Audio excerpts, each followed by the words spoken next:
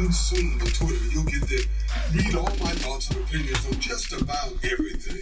Now, there's a lot of fake OJ accounts out there, so this one, at the real OJ32, is the only official one. So this should be a lot of fun. I got a little getting even to do. So God bless. Take care. What's up, everybody, and welcome to another episode of Flagrant 2, No Easy Buckets, analysis by assholes, water cooler commentary for your sports needs. The juice is loose, and this episode is brought to you by a brand new sponsor, our alcohol sponsor, Skeptic Distillery. Yes, sir. SkepticDistillery.com. Use the promo code Flagrant. You save 20% off all purchases, and any purchases over $100 will receive free shipping. We are turning skeptics into believers. For those of you guys who are new to the podcast or did not hear a past episode with Skeptic Premium Vodka and Gin is distilled at cold temperatures using their cold vacuum still, okay? It's essentially cold brew for alcohol. What does this do? It allows you to distill continuously at just 50 degrees Fahrenheit or even below, which preserves delicate flavors and improves the removal of impurities. The results speak for themselves, and they're just getting started. Skeptic Vodka swept the USA Spirit Awards, earning Vodka of the Year. Sweet, baby! Sweet, baby! See that? Sports references even in alcohol. 90 points overall. All right? It's like 2 WNBA games. Okay. Skeptic won Best in Category at the American Distilling Institute Conference this past March 2019. Skeptic liquors are crafted to be a truly neutral spirit with unmatched smoothness and purity, perfect for cocktails, neat or on the rocks. On the rocks! Like the Raptors had the Warriors, baby! On the rocks! Currently working on a whiskey by the end of this year. Remember, purchase bottles online at SkepticDistillery.com. Use promo code Flagrant to save 20% off all purchases. Any purchases over $100 receive free shipping. Turning skeptics into believers. Guys, that's not it. That's not it. That's not it. We got That's more. not it. Flagrant Media Group going in. My God. FMG. Shouts out to FMG. FMG. Javon, Jamil in the building. Guys, didn't get your fathers anything for Father's Day? Okay, maybe you got them a weak-ass card or some bullshit. Well, ugly-ass tie. That's awful. Tie? Come on. Pops should be retired by now. Take care of that man. You're just a last-minute shopper and you didn't get a chance to get your dad or male role model any gift? How dare you let your dad put his unkempt pubes all over your mom's vagina, okay? You hate to see it. It's not too late to order yourself or the men around you products from Manscaped, okay? Your mom's coughing up your dad's pubes, okay? Think about that. Just coughing them up. Your mom. Gagging. Gagging on those pubes. She doesn't have to be. They could be kept or kempt or whatever that word is. Order that Lawnmower 2.0. The guys over at Manscaped are saying that it's the #1 purchase product by our army for a reason, okay? It's the only trimmer with skin-safe technology for a smooth shave every time, everywhere. It's quiet so the world doesn't have to know you're shaving your crotch. It's waterproof so you can shave your body in the shower. Whoa, that's big. Assholes, there's no reason you or your father should be ashamed of shaving their body parts, okay? This is normal. This is how it goes down. This is how we treat the women in our lives right. It's the least we can do, okay? And by the way, you should not be using the same shaver on your balls as you do on your face. I mean, that's just common knowledge.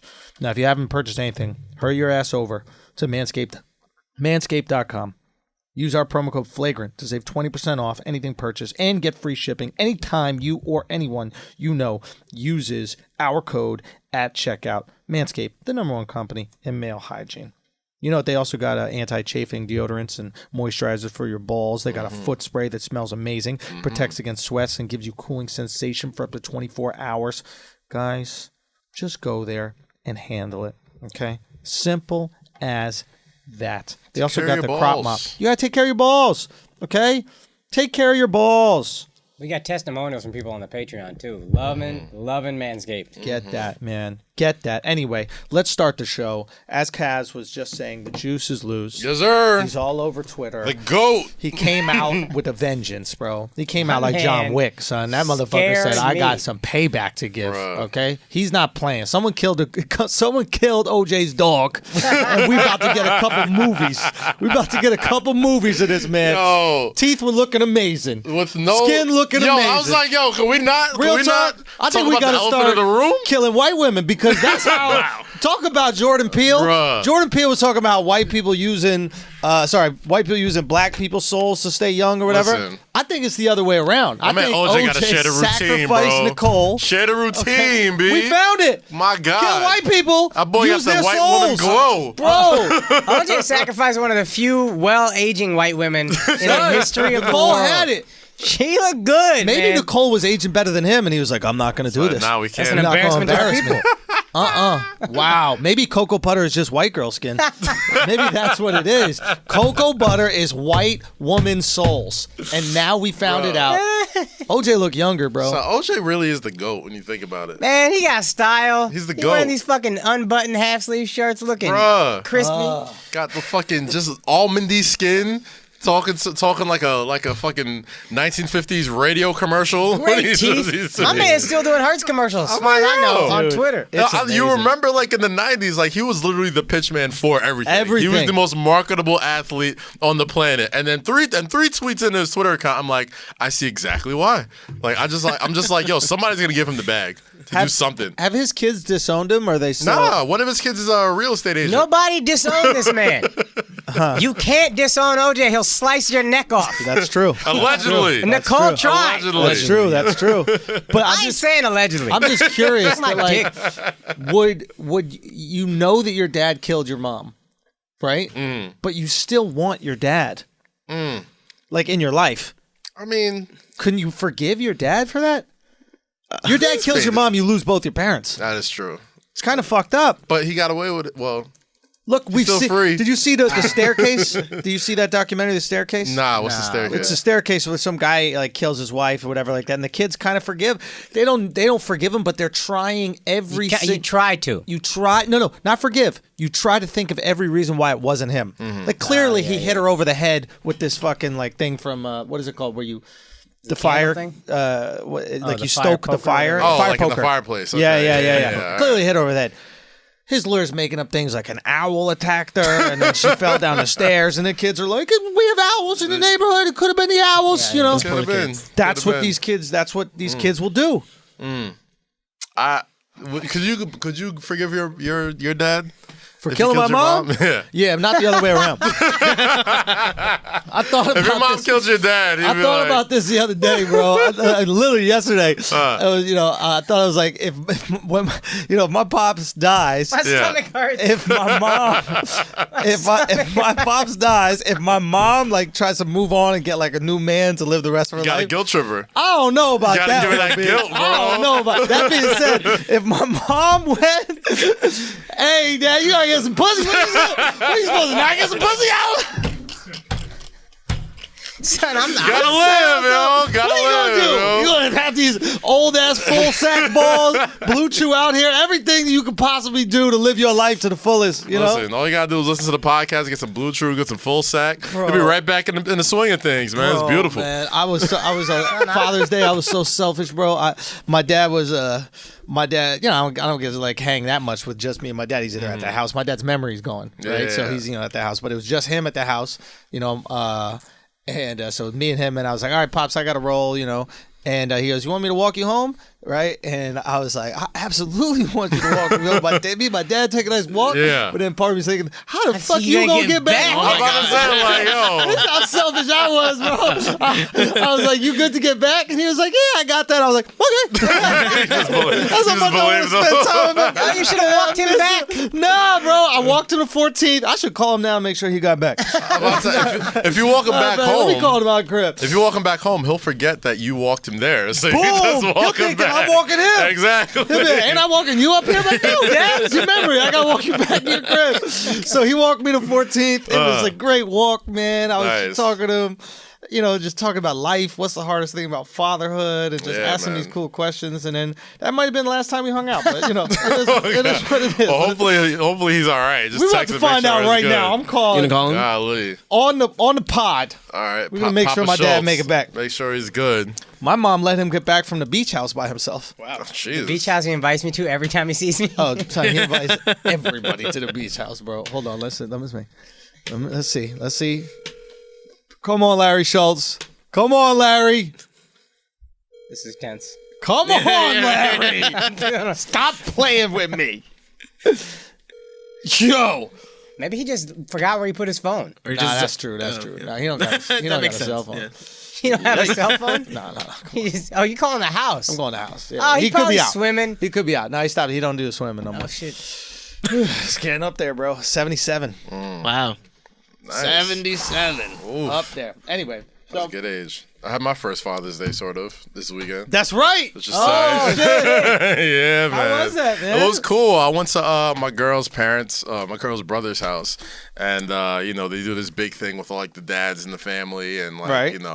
they got like a ton of kids running around. And I'm like the first, I'm like the new guy in the family, so they kind of like gave me a little shit, but it was like good-hearted shit. What'd they say? No, they were just like, you're new, and you're gonna have a little girl, and Welcome girls to are. the first day your happiness doesn't matter anymore. They're all just like get the same shit everybody about says. daddy happiness. Like, When your like girl's family is giving you shit, Yeah. do you ever look at them like, I busting your sister? Wow. Like what are you gonna say to me? Like, at any point in time I could shut down the whole dinner. I mean, listen. I win. Listen, I know for a fact Andrew has used that line on an ex's family member. 100. I know for a fact. Wait a minute, you were there for it? Nah, you told me about it immediately after. And, and dude was kind of brolic too. Oh no, he could have whooped my ass. But at the same time, when I recovered, I busted his sister again. So, what you really gonna do? I win. Like who's gonna nurse you back to health? Not you. Probably your sister. So it's a lose either way. It's a lose either way. But now it was cool, man. It was cool, man. Like they had like a big cookout and shit, and it was really weird, but like it's all kind of like settling in. Like you're about to be a What's dad more and shit. disrespectful? I busting your sister or she sucks my dick? Oh my god, Akaash. Jesus Christ. You always take it a little too far. Jesus, the second one. You always take it a little far. It's clearly the second one. Clearly. All right. I was just wondering. We're talking about a mother here. God, Akaash. If you have to ask, you know the answer, goddamn. Goodness gracious. None of you think your moms will suck your dad's dick? Y'all crazy. I know Man, my mom listen. sucked my dad's dick. I know for a fact. I know for a fact. I had a bunch of brothers swallow. My mom was a saint. God. I had a bunch of brothers got gobbled up. You know what I mean? It should have been a big family. My dad was 40 when he had me. You know that means God. he had a good 4 That was a lot of years pullouts. That's true. That was a lot of- wasting sperms. You know what I mean? There was a lot of shots getting let off in the air. There was a lot of shit. You want me to get a little towel wipe you up? There was a lot of those. There was a lot of those in my It family. was like New Year's Eve, just letting shots out in the air. Happy New Year. You know what I mean? You're not playing no games out here. If you think Larry Schultz wasn't getting his dick sucked, you got another thing coming. You know what I mean? Y'all ever walked into your parents? Say what? Y'all ever walked in on your parents? Hell no. Nah, but I would hear him. I hear my parents fuck all the time. Oh my god. All the time. My dad making no noise. Mom, like a fucking gentleman. My dad is a Oh, professional. Jesus. Went about his business. My I don't mom's want to just hear Mama screaming. Schultz. Please don't. Oh my Lottie!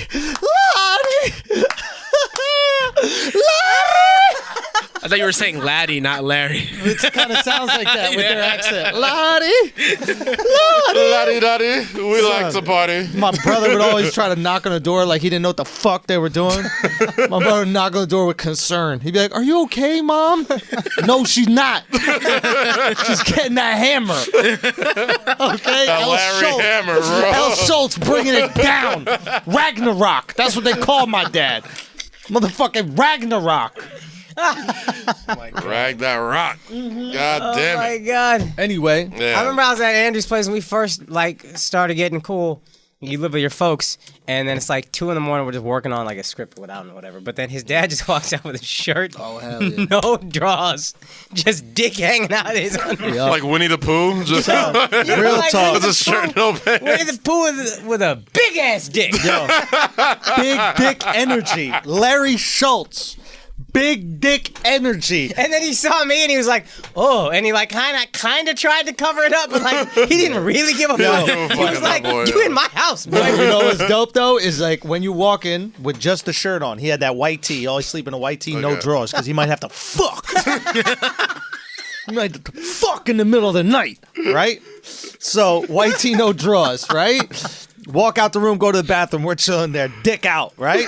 Sometimes, if he was really tired, he'd just wave. He wouldn't acknowledge it at all.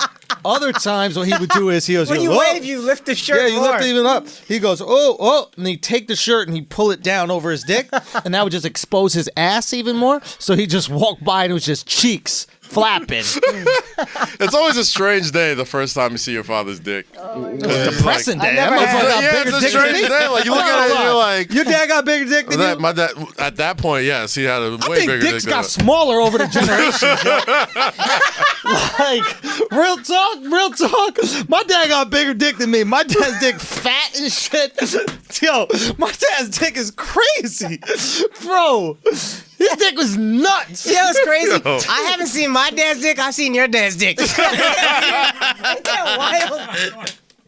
And Andrew There's ain't so many lying. wrong things about this. That shit ain't even Ragnarok. That's the Hulk in Ragnarok. That's real Just constantly coming and breaking shit. Shit is nuts, bro. All I'm saying is if your dick was that big, you wouldn't wear underwear either. Dude, that's discomfort It's mad underwear. constricting. Bro, shit was crazy, dude. I'm saying, I was waiting to grow into that shit. Like, what's up? Dad I'm dicks are 35. definitely Well, my dick gonna be like you, Dad. Did you ask him that on your walk home? Yeah. I was like, what's the hardest part about being a dad? He was like, seeing your son's dick not grow up to your Just size. being disappointed at your Son. son's dick. Like, I'm telling you, it's all the preservatives and shit we were eating. I'm telling you. I was eating fruit snacks my whole life. My dad didn't have fruit snacks. He's 77. He grew up on fucking apples and shit, whatever. actual food. Your dad Actual served in the- food. Your dad served in the war, though. He deserved that big ass Son, dick. they kept him That here. shit- that They had shit to probably preserve grew. that dick. Probably ate like He was in the tomahawk army. They steaks wouldn't every let him night. go to Vietnam. It would have scared them little Asians' dicks. That's how we could have ended the war. My dad walked up in his night outfit. That Schultz bomb. He's like, he just walked right up. Viet Cong? You ain't got shit on me. Hero Schultzy. Just walking through the fucking Vietnam fire with the dick like Thor's hammer, just swinging that shit like, Yo, walking through them jungles, bro. I am worthy. Son, imagine him walking through them jungles, no machete, just dick chopping through weeds. Son, you Well, not, we did lose that war though, so you not Captain Yeah, America. you're right. We should have sent them out there. What? shouldn't have sent them out You're there. not yo. Captain America, dog. That's you're not worthy He's of not the hammer. worthy yet. Fuck, bro. I'm not worthy of the Not hammer, worthy bro. yet, yo. It's like fucking Age of Ultron. He tried to lift the hammer. It's like, Dude. Real talk. I need to ask my mom how she took all that, bro. Oh my god. bro. Ask her on Mother's Day. Yo, what if that's her gift? I won't fuck you today. She's like, thank God. Jesus. I got shit to do today. I always used to worry about my mom because I was 10 pounds when I was born. I was a big ass baby. I was like, how the fuck you push me out? Now you know. Same. We got it. She was like, light work. Light work. You just shot out of there with your arms out like Superman. Doctor just caught you God. like that episode of Martin. You don't need no umbilical cord. This This is TV. God damn it. Oh, yeah. All right. All right, how do we get into this? OJ. Dad dicks. Oh, yeah, OJ, so- the GOAT. So OJ's on Twitter. OJ's the greatest. He's without hyperbole. And you could co-sign me on this new guy who's not Alex. Oh, my bad. Y'all don't know each other? Chris. No, we know. I'm just. Oh, okay, I'm good. saying for the people watching. Yo, Alex is on vacation, already fucked up. I Alright. need to call out Alex. Isn't his ankle fucked up? Oh, no, he did get injured. God damn. Yo, That was we such are, a funny fashion son, video. How did we that are happen? washed. I really Let me tell want you one. how though. washed we are. Let me I tell you really how want one. fucking washed we are. We are in, I forget the city, Indianapolis. Now, whenever we go to these cities, they have these scooters that like the city provides Yeah. or like these companies provide. And you Yeah. could just You could just take them. It's Take city on, bike yeah. for scooters. But it's even better because you could litter. You don't have to put them anywhere. You just could just drop drop them off. City Yeah. bike, you got to find the docking, right? So these you put wherever the fuck you want. So we always scooter around, and I knew it was gonna happen. We were gonna eventually have An accident. an accident with the scooter. It's after the Friday show. We're feeling pretty good, a little drunk. We're scootering back to the crib. We're right in front of the crib, and we're just scooting around in circles trying to figure out what we're gonna do. Are we gonna go out more? Are we gonna get some food? Whatever. Alex sees a curb. Oh, Jesus. Right? And I see him go for it and then turn. Right? And then come again and then go for it. I'm like, oh, is he going to try to jump the curb? He jumps it. This fucking idiot. The front wheel hits the curb. Oh shit. Right? He kind of bounces over and he keeps his hand on the accelerator, Oh god. but his feet on the ground. So the shit just ran through. No, so he starts to spin around a circle, drops, hits the ground. Only damn thing about is his sneakers because he had them Travis Scott ones. Oh right? damn, that's rough. Yeah, bad. Yeah. He is fucked up. The ankle's all swollen. Couldn't He's even like going walk. in a circle like Homer Simpson on Son. the motorcycle. Yes, and now he's walking like Maggie or whatever. What's the baby? Maggie's the baby. Maggie, right? Now he was on his knees crawling the next day, like bad. Wow. Like could not move. Pumped him up full of Tylenol and shit. Show must go on. Show must go on. Ice that That shit. night, though, after Alex fell, I was like, if I have to prove Alex, he's already at his lowest point, right? So I have to make him go underneath the ground by showing him I could jump onto the curb. Oh, Oh my god, of course. Okay? The first time I try to jump on a curb, I go right over the handlebars, bro. Dude, I don't even think I jumped. I think I was so concentrated on Yeah. something else, I just ran right into the curb. I front flipped over the handlebars. Okay? Somehow, all I got was this scratch on my hand. White privilege. I guess so, bro. It was unfucking real. So we both bust our goddamn ass, and Yeah. then somehow Mark Now managed to you're do fucking it. injured I guess what I'm motherfuckers. saying is we're too old. This 30 Facts. plus I don't know why you're going around No on more, scooters. yo, like, no kid shit. Nah. The Real scooter talk. at 35 is literally, it's, You're asking for awful things what's to that happen to goofy you. ass thing security guards have sometimes? That fucking thing. They Segway. It's A just a Segway, Segway for Yes. us. That's all it is. Point A to point Point B. A to point B. And Well it'll fuck said. it. It's not a razor. It is a Segway. No, you're right. And we were Didn't y'all ride a scooter together Shut the too? fuck up, Eddie. Damn, man. Who the fuck Fuck, invited you bro. to this Stay, conversation? calm that Shit. shit down over there, bro. Goddamn. You were not there yet. You were not there yet. Goddamn. So anyway, Chris, like I you was have anything saying, to say? Chris. Would you like to contribute to the conversation at all, Chris?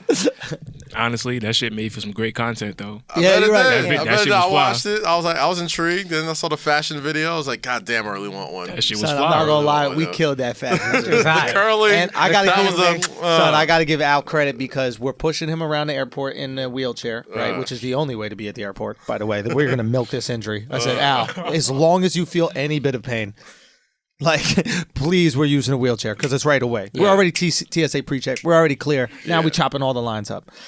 Al, I'm pushing him around, and he has a cane, right? And I don't know why he thought of this, but he started like rubbing the cane on the ground. He goes, "Oh yeah, it's like that white people sport." I go, "What are you talking about?" He's like, "You know the one where they did clean the ice?" And I was like, Clean the ice. "Oh shit, that's it. We got a fashion." Right. And when I tell you we did about 5 takes of that, when I tell you we left 2 pieces of luggage in the middle of the airport and we were like 50 feet away from it, Yeah, I can't do and that we shit. had TSA and different airport employees walking up like, "Is this anybody's luggage? Is this anybody's luggage?" What? Like we had people ready to like shut down Yeah. the airport because you can't leave luggage Yeah, around. you can't It just could leave be a bag bomb, of right? anything. Mhm. Man, we pulled that shit off. Look good. Can't stop. Content don't stop, yo. Can't stop, bro. Content Can't stop, don't won't stop. So like I was saying, man, I was gonna ask Alex when he got here, but since you're here, Chris, is OJ Simpson the wildest nigga to ever live? OJ is definitely a legend. He's the wildest nigga to ever like is. to live ever. Like his life makes no sense to me. Like Killed a white woman. you killed a white woman And a Jew. and a Jew. Yeah. We all know who you are. You're not just like a random black dude. Like we all know who you are. You blew. Like you were like the fucking LeBron of your time. I'm talking about like you're on like the Tiger Woods of your time. Yeah. The most marketable athlete on earth. You killed a white woman, Yeah. allegedly. Got away with it. And usually You just gotta lay low and count your blessings like, damn, all right, I'm glad to have my freedom. No, this motherfucker goes back to jail for stealing his own merchandise, does his time, comes back. You would think he would chill after that. Nope. No, he puts out a book called If I Did It, and the if is like this little. And then he starts a Twitter account where basically he's saying, I want all y'all motherfuckers to keep that same energy that y'all was talking that shit. Is there a more terrifying sentence in social media history than OJ, I got a little getting even to do? We seen how OJ settles scores. This shit ain't a little getting even to do. Has anybody even talked shit to him since he's been on? We've all talked shit about OJ at one point. No, since he's been on.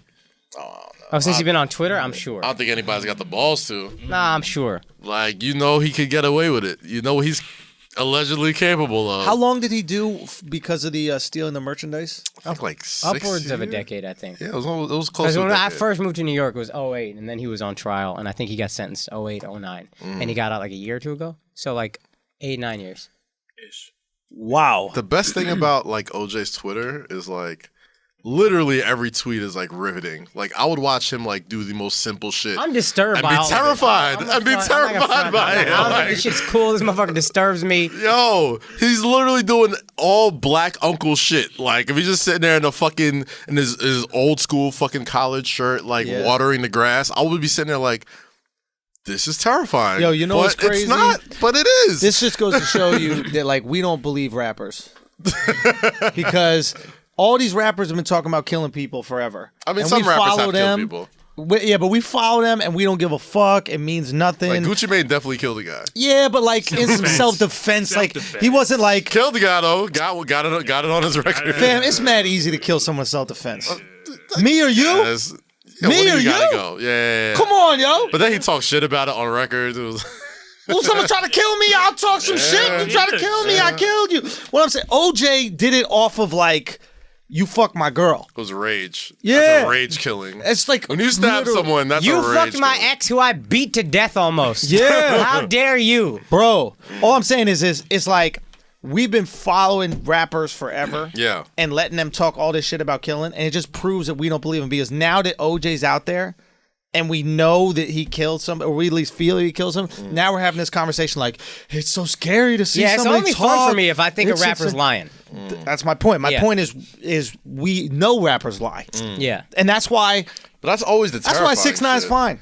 Like a- all of us are like, I can't believe 6ix9ine is saying all this shit, but he's not really living it. We don't believe any of them live it. No. Because the second OJ's back is headlines. This guy only killed 2 people. That's nothing. Only 2. How many people He only got Chief 2 Keef bodies. talk about killing?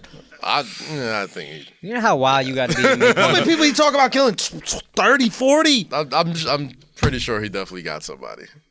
At least one. I'm not saying he didn't. I'm not saying he Who are you didn't. more scared of in the street, Chief Keef or OJ? Chief Keef, by far. In a small space. Nah. First off, OJ's like 70. What about like, now? Like you Small said, like space. you could be That's why I said small space. small. So if like, all right, so OJ's in this room right now. He's standing at the door. Yeah. I can't get out the door without OJ like getting through OJ. I'm running through that whole motherfucker, bro. That's You what's kidding me? fucking the Nicole's boo. Yeah, it's 30 years ago. He's way past his prime. He ain't got Who's that. past the prime then? He ain't got that acceleration OJ is speed. 71. 71 years old. Cat's big. I can't get past no 71-year-old OJ. I can outrun that motherfucker for Man, certain. I'll crack him right in his Achilles. Like, sit your old black ass down.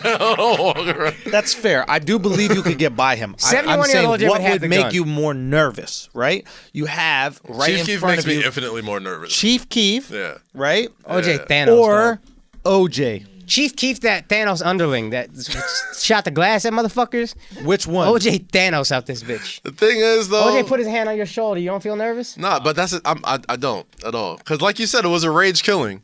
Like I wouldn't piss off OJ like that. A nigga with guns, like What Chief if he Keef, thought you that's pissed very him easy to off? shoot somebody. What if he thought? What if he thought you pissed him off? OJ can't see me with the hands. You're crazy. OJ, he's 70 years old. You got nothing to lose. He's 70 years old. I don't listen. I don't lose. disagree, He's old but I and think slow. Chief 71. Keef got his whole life. Yes, I'm infinitely more nervous about this motherfucker. A Wait, 71-year-old OJ or OJ. Chief Keef? Chief Keef, absolutely. Hold on one second. So you have 71-year-old OJ who has no problem doing jail I've time. seen Chief Keef in videos with bazookas. And like, I don't give a fuck. You What got you a mean? bazooka. Let me ask you a ain't question. shooting me with a when bazooka was the in a small last time space. you heard of someone getting killed with a bazooka? I'm just saying, he has access to things Yeah, that but- can kill me very easily. Nobody ever been killed with a bazooka, I think, in life. Except in like Iraq and shit. Ain't nobody died from that. Yeah, They they shoot do. up your house or something. If you want to kill one person, How do you you know, think bazooka. firefights start? Like What? At Well, you war? said, listen, first of all, you said Iraq, not Chirac. All right? So fucking chill. This ain't the Middle East. I mean, they do I'm have saying bazookas in 71-year-old Iraq. OJ would have a gun, and clearly he already doing time. He's done it. He almost did it once, Wait. and then was like, you know what? Fuck it. Let's just go. There isn't a rapper on this fucking earth that makes me more afraid than OJ. None of them. Because they all want to be rappers. Well, you're also white. Yeah, he kills whites. I get that. That's what Okay. I'm saying. I can see why you'd be more OJ nervous kills than OJ. whites. And Jews. And he Jews. would think Schultz is both. Yeah, I'm the prime target. Okay, I look like You're I a fucked Tinder his match wife. for OJ's Yes. killing. Like, He's been It's a dying. match. He's been years building up. It's fucking Candyman or whatever that guy is. God damn. Real talk, man. You got to be worried. There's got to be some sort Chief of betting Keef kills on. blacks. You should be more nervous about Keef. Allegedly. He is more nervous about Keith. Oh, That's what That's you're what I'm saying. arguing. That's what I'm saying. I'm telling you. This is exactly why. You made my point for me. to make your own argument. All right, Sorry we're just about in a that. circle. Let's hit the Raptors. Yeah. Yeah, all right, fuck it. Let's do it. New NBA champions who I called a year ago at this time. You did. Give me You my did. goddamn credit. I also said Golden State wouldn't win it all. You did. The Asterisk dynasty has come to an end, guys. I mean, you did get kind of lucky with a couple injuries, but you did call it. I'm That's not how gonna, they won all their championships, Is is this getting true? lucky with major injuries. They are the Asterisk dynasty, and it came to an end Are the on Raptors Asterisk. and Asterisks winners then? Are they according to Yeah, Asterisk you? yeah, championship? yeah, I give them that. So is every team that wins when they're not when the other team is not at full potential in asterisks? I think if it's I don't want to shit on your no. theory, I hear but I like, hear your point. Here's where I would find the that's nuance. every team. I remember LeBron after Ray Allen, and I love the self-awareness. After Ray Allen hit that three, and then they won the championship, they asked LeBron what was going through your mind as you missed that shot, blah, blah, blah. And you think he would be like, you know, I always had belief, blah, blah, blah. And he goes, let me tell you something, man. You need a little bit of luck to win a championship. Yeah, of course. And I believe that. You need a little bit of luck. I think the other team's best or second and third best players getting hurt every time you win a championship is more than a little bit of luck. Yeah, I can see that. Anytime you face adversity, their best players go down. That's more than a little bit of luck. Andre Iguodala getting hurt, or like if Fred VanVleet got hurt, that's a little bit of luck. They didn't beat the Cavs with full. They beat the Cavs with full strength once, but the series before that, they also went underneath Kawhi's ankle, who Kawhi, as we've seen, is a one-man wrecking crew. Yeah, but now you're doing different. Just- They beat the best. Oh, no, not Cavs. always in finals. Yeah, they've beaten the best Cavs with Kevin Durant, but the series before that, they were getting washed by Kawhi. Right. And then dirtiest play I've seen in the playoffs, Right. slide underneath his foot, take him out, and then you win. Right. And then you sweep. But they've also come back from 3-1 in. They did come in the back from Western 3-1. Conference. So I give them that. So it's. I think that you make a good point about the asterisks with certain situations, but they have already come back from 3-1 against a very good team. So It's more of a keep that same energy shot at anybody who's like, oh, if Draymond doesn't get suspended for one game, we win, we three-peat. Right. Or if these injuries, it's more of me saying, you know what, keep that same energy and acknowledge that you are the luckiest team I've seen with injuries dynasty-wise. right. And that's fine. You play who's in front of you, but you are also the luckiest team I've seen. Right. I wouldn't go so. I disagree. I think that they're just the most talented team that we've ever seen assembled. No, I get it, but I just can't. If somebody can find me a dynasty that got this lucky with injuries, cool, I'll back off. But I Meaning just can't like think the of one. teams that they played. Just the teams that you played constantly losing their best players. Are Houston Houston, Chris Paul, you're down 3-2. No. Is Houston the old Rockets with Olajuwon? Are they an I asterisk? think that's something you bring up. Yeah. There's Yeah, no they MJ. didn't have to go against Jordan. Yeah. Right. But that's it's like, does that take away the ring? I don't know. Part of It me is doesn't like, take away That's the part ring. of the game, That's though, part of man. life. That's Yeah, part of the it is. game. Like, Injuries are part of the game. You're the one who always Health says is part the of the best game. ability is availability, and if like you're not healthy enough to go when it's go time, then Do you keep the same energy with football? Football, I don't think there are any asterisks because there's just always massive injuries. Right. So, It's like basketball. You're saying there's less injuries, so you can apply the asterisk. so rule? to me, and again, it's more of a keep that same energy thing when you bitch about Draymond Yeah. or this series. For me, I'm like, shut the fuck up. That's basketball. Yeah. That's the energy I'm keeping. Is injuries are part of basketball, and making it through a whole season. One of the difficulties is health. So if you ask me, like in like a lone one-on-one, am I ever actually going to be like the Warriors shouldn't have any chance? No, they're fucking good. Right. But when Warriors fans are like, man, if Draymond doesn't or whatever, then it's like, all right. And I can say I'm not going to put an asterisk by it. I'm saying that mockingly, but like you are You just happen to be the luckiest team I've seen with injuries But in terms of getting. I could also. That's make the fine. argument. You're champs. You win it. I wouldn't actually put an asterisk by anybody's championship. You win, and that's all history's going to remember. But, like, if you're going to complain about luck, you are the luckiest team I've seen with injuries. I mean, you could also make the argument, though, that, like, even at full strength, those guys aren't touching a full-strength Warriors team. Who, the Raptors? Any team. Like, any of these teams that they went up against, like, them at full strength, I still don't think they were better than any of those Warriors teams, except maybe the first Cavs Warriors team that didn't have Kyrie and Kevin Love. Oh, that team would have won for sure. I think Cleveland would at least took it to 6 or 7 and maybe took won it to all. 6 without them. They would have won. Boom, exactly. They might have won. And then the Warriors at that time didn't have championship medal. I think when they came back against OKC that year, they were champs. It was a different thing with them. 73 wins.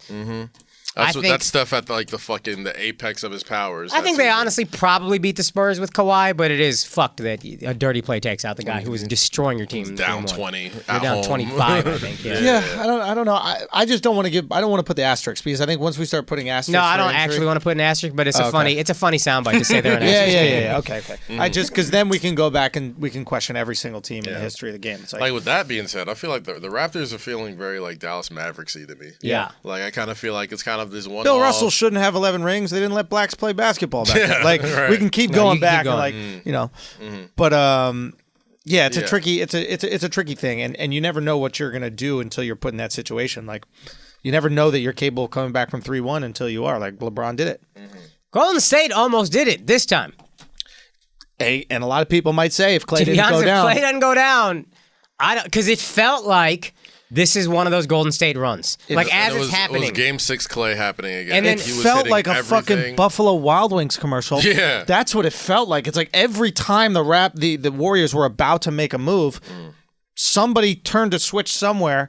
Injury. Right? Like, it was unbelievable to see this They go were down. literally in the middle of a run, and Clay goes up for a dunk. Routine. That would have put them up by, I think, like 6 or 7 or some shit like that. And Clay don't have it. hops to come down from a dunk and tear his ACL. There's certain people I could see coming down from a leap and then tearing your ACL. But this is a guy who barely gets off the ground. Yeah. The China Clay gets, they got all those videos of him, like, missing dunks in China and shit. Yeah. No bounce.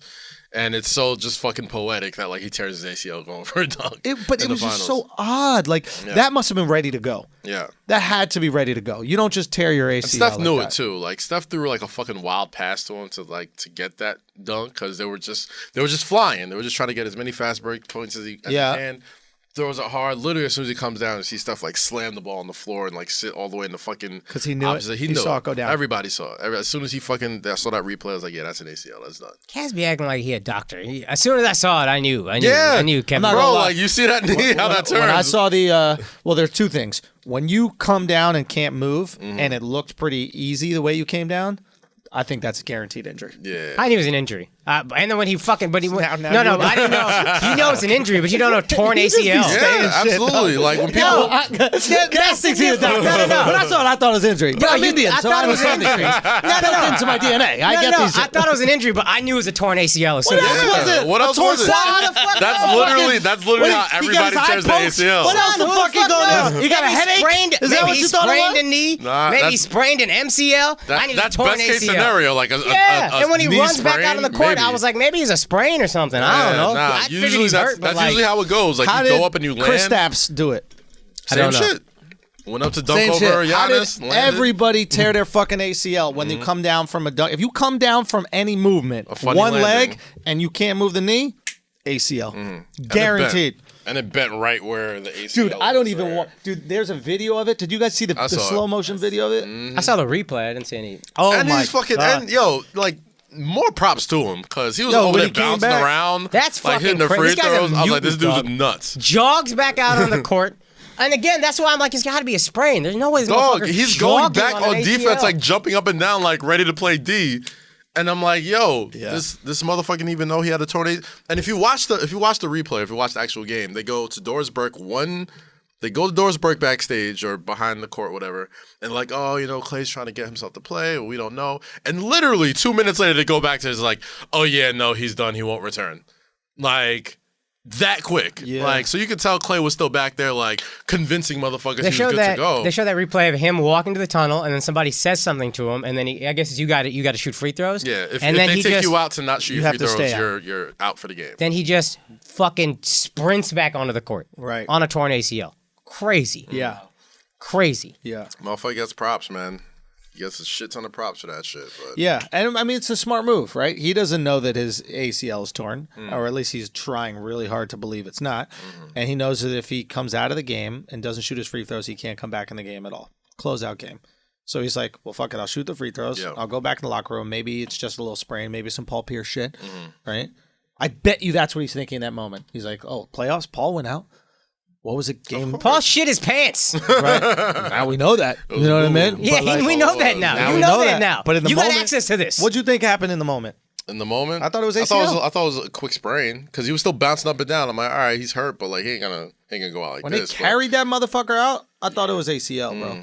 I thought it might be, but then the way he's walking and bouncing and jumping, I was like, maybe it's a sprain. He's gonna fight through it. Oh, no, Which I also thought was a beast I'm thing. talking about it, Paul. Oh, Paul? Paul? Yeah. Well, Paul, I thought Paul was was done. Yeah. Yeah. Anyway, okay, so So what did the Raptors Warriors win. do? Well, first, before we figure out what the Warriors are going to do for next season, because I think next season is going to be an interesting conversation, I think we have to salute the best fans in the entire NBA, which are the Toronto Raptors fans. I don't think that there is a city with better fans than the Toronto Raptors. They got a whole country. Right now, I know it's their own country. I know it's a whole country, but we also have to consider that that's to their detriment as well, right? Because their whole country, there are people that are 3,000 miles away from Toronto that are still rooting for Toronto, that are still getting behind Toronto. You know, they have no connection to that city. Matter of fact, they hate the teams in hockey that play for that city. Oh, for sure. Right? But they're just getting behind them. They had 2 million people come out for the parade that's going on right now. 2 million That's people. crazy. That's crazy. My friend sent me a video. I was in Montreal, to be fair. I was in Montreal, and I was with family. We put, like, kids to bed and stuff, and then, like, we went out there, and the shit was ending in Montreal. The celebration was done. Like, people are leaving. I'm like, Right. are you fucking, this is whack. Right. But then my homie sent me a video from Toronto, 1:30 in the morning. It's fucking crazy, dude. Yeah, They I did mean, not stop. That's the thing. You got to understand, like, the fact that they're celebrating in Montreal is no different than, like, if the Knicks were celebrating the Warriors win. Right. In New York, we were celebrating the Warriors win. Yeah, like, yeah. I'm telling you, there's rivalries between these places. It's a different country. Yeah. It's like they don't like each other. There's a vote in Montreal, I think, every year whether they should leave Canada. Yeah, Quebec wants to secede or whatever. Yeah. So like it is nuts that there's this like national celebration, but 2 million people to come on a parade. Think about that. This is Monday. It ain't Sunday. Right. I mean, You you gotta have think about it work. like this. Like, they you have jobs. Yeah. You have like city jobs. You have TSA agents. Like there are people who called in sick today. You can't get nothing done. No. You can't get a Nobody sandwich at went to work. Quiznos. Nobody went to work today. In Nobody. Toronto. No. I mean, the thing with that is like, you got to understand, like, they only have one real pro championship since then, like the Toronto Blue Jays. Right. Yeah, it's been, what, 30 years? Yeah. 27 years? Something like that. They don't got a football team. And the They got a rivalries shit ton of dissipate hockey. when there's no actual team to have a rival. Like if there was a Montreal basketball team, a Vancouver basketball team, it would. I think they'd be like, all right, cool, we beat America, great, we got one. Right. But I don't think this is like I can easily support the Raptors. Matter of fact, there were kind of cool shirts in Montreal that said "We the North," but "We" was OUI, like the We, French yeah, "we." yeah, that's good, So that's like good. they're like, all right, this is all we got. We don't. There's no reason to dislike this team. The team, there's no reason to dislike. But what happens when you have another team that you don't like there, that gravitates to a city rivalry. Like Boston versus New York is like a Right. city rivalry. It's not just sports. Yeah. Right? It It's like, turns I just into don't like people from Boston. Boom. Like, it's Exactly. nothing to do with the Fair sport. enough. nothing to do with it. I think when you take something that they care that as much as hockey, and there's Yeah. that big a rivalry as hockey, that I could see it getting. So for them to look past it and just like hop on board, Yeah. fucking sick. Yeah. I mean, I don't know. It's just blown away, and it's not even their main sport. No. That's why. That's why it's such a huge accomplishment. That's why it's such a huge fucking celebration. Because it's not their main sport. Yeah. They're a hockey town and a pro wrestling. They're a hockey town and pro wrestling town. Like, Basketball is still fairly new to them. Vince Carter was the reason why basketball got was big over something, there. yeah. So it's still super fucking young, but it's dope, man. It felt like watching the fucking World Cup, like how This they was a fucking crazy- Yeah. celebrating shit, had the flags in the crowd and all the fucking banners and shit. It was great. It was dope. We're never going to see a finals like this again, I don't think. What do you mean? One game was won at home this entire series. Yeah. And they're two fucking great fan bases at home. Like, none of it makes any sense. The best Incredible fans are home court Raptors. advantage. That Warriors fan base ain't shit. It's now. been diluted now, probably. But historically, the Warriors fans are incredible. I guess a tough place to play. I think they were. I think they got spoiled though. They got spoiled. They got spoiled, they and got rich, they got white, they got priced priced a lot out. of their people out. Yeah, like the OG We Believe Warriors. Also, let's clarify. The whites got priced out by the Asians. Ain't no more white people in San Asians Francisco. don't even know how to have emotion. So, like, it's even more so. But it's when we talk about Silicon Valley. gentrification, there's an Asian gentrification in Silicon Valley. It's Silicon hilarious. Valley, That's great. yeah, So yeah. if the Asians are forcing the whites to move the blacks. It's, seriously, bro. So the whites are moving into Oakland, and they're just like, blame the Asians. We don't want to live with y'all. But the Asians took everything. Real talk. It's a crazy thing going. It is nuts over there, man. It is nuts. But you had that. You have two massive NBA-changing injuries. Yeah. You got Kawhi, a free agent that was traded for that year, who's a free agent now, who you still don't know if he's going to stay even with a ring. Oh, that's a good combo. Go Like, on. there's so much in this series. It's crazy. Yeah. I got to shout my boy who listens to the podcast, my boy Levine. He has said, Jason said, you know what Kawhi should do? Kawhi should just pick a shitty team every year, sign 1-year contracts, take them to the finals, and win it, and he'll be like a basketball Robin Hood.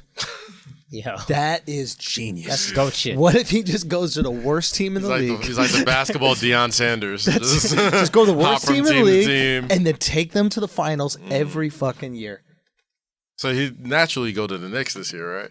No. Dude, fuck the Knicks, man. God damn it. Did we'll I get not? to that later. Oh, yeah, okay. We'll get to that later. So you were saying the saying- Warriors. What do they do? What do the Warriors do? Can I ask one real quick question? Yes, Sorry, about go the ahead. Warriors. Yeah, About yeah. the Warriors. Yes. Is this Give me that pen and paper. Is the Clay injury their karma for pressuring Kevin Durant into playing Game 5? Because if think KD so. doesn't play, you lose Game 5. KD is fine. Clay doesn't get hurt in Game 6. Is that your karma for putting pressure on a guy you knew was going to leave to play? Honestly, that's the Not first really thing I giving a thought. fuck about the future. That's the first thing I thought when KD went down. I was like, you only put him out there because you know he's not coming back. You're like, fuck, we're gonna get anything we can out of him because do or die right now. Yeah. And you know, and they knew Clay wasn't going anywhere. Everybody in the world knew Clay wasn't going anywhere, and now he's done for the year.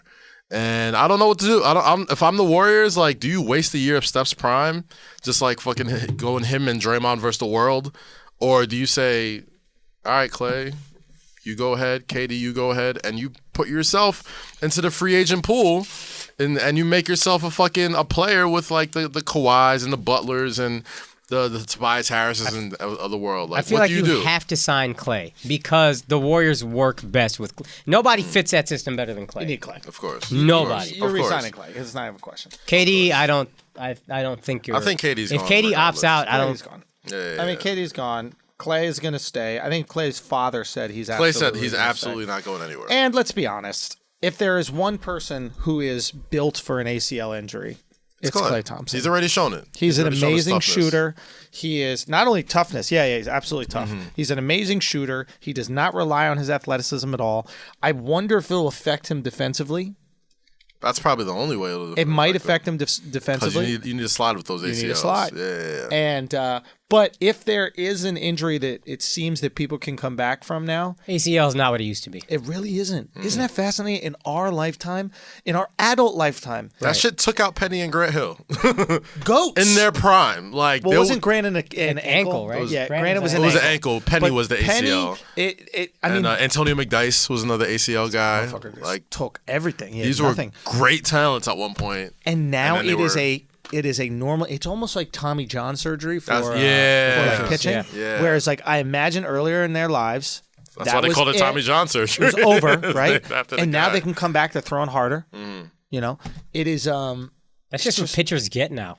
From what I understand, like you just get Tommy Johns. for real. And so I was reading an Don't they, article like- about it. Yeah, I was about so to say, here's I the feel thing: like- yeah, they go ahead. take the reason why they would come back and throw harder is because they took a stronger tendon. Okay. Yeah. Or I think they take something from your thigh. Yeah. So here you have this arm one, and they're like, "Fuck that! You might as well take something from a horse, just put it in." But then what they started looking at some studies, and it said it's not necessarily the tendon; it's that you're doing so much work on the muscles around the region that you're building up, I guess, an ability to throw Just harder. in the rehab process. Yes. Okay. So you, as a pitcher, you got to be like, oh, maybe I should have lifted weights. Right. I could add 3 miles per hour to my fastball. So what do the Warriors look like next year, though? I think the Warriors just, they re-signed Clay. I think we get to see what I've always wanted to see, which is Steph on a shitty team. I want to see Steph go for 40 every single game. Right. My concern is, and it's going to happen, and my concern with the Warriors is specifically with Steph is Steph cannot do that every game for a whole season. Up. He will break down. So do you end up injuring Steph in the process? I think you really got to limit him. No back-to-backs. You got to limit minutes. And then when he does play, we're going to watch him go nut. They'll probably make the playoffs, but it'll be a low seed, and it'll be a really fun season for Steph. I think it will be a historic season. I think it's going to be a fun season. Yeah, I called this on the other show. I said I think Steph's going to win MVP next year. Like, I think he's gonna keep them in striking distance until Clay gets back. People are gonna see, instead of Steph going against like the top defense in the NBA and the Raptors, he's gonna be going up against like who sucks right now, like the Mavericks and the Magic and like these like lower tier teams the Knicks, like they're gonna be going against these lower tier teams where Steph, like, it doesn't matter who, like, he's gonna go off and they need him to go off to even be fucking comparable. Yeah. So he might fuck around and average like 35 next year. Easily. You know? And play 60 games. I can see 65 games. I still think the Warriors make the playoffs. Yeah, they're going to be a low seed. Yeah. But I think it would be the most exciting. I mean, we would have these conversations, me and a couple of buddies, and they're like, dude, how much fun would it be if you just had Steph on a team where he could go nut? Like, where he could do what Lou Williams does. Or James Harden does. Or James Harden does. Just comes in the game and just gets buckets. Don't handle anything else.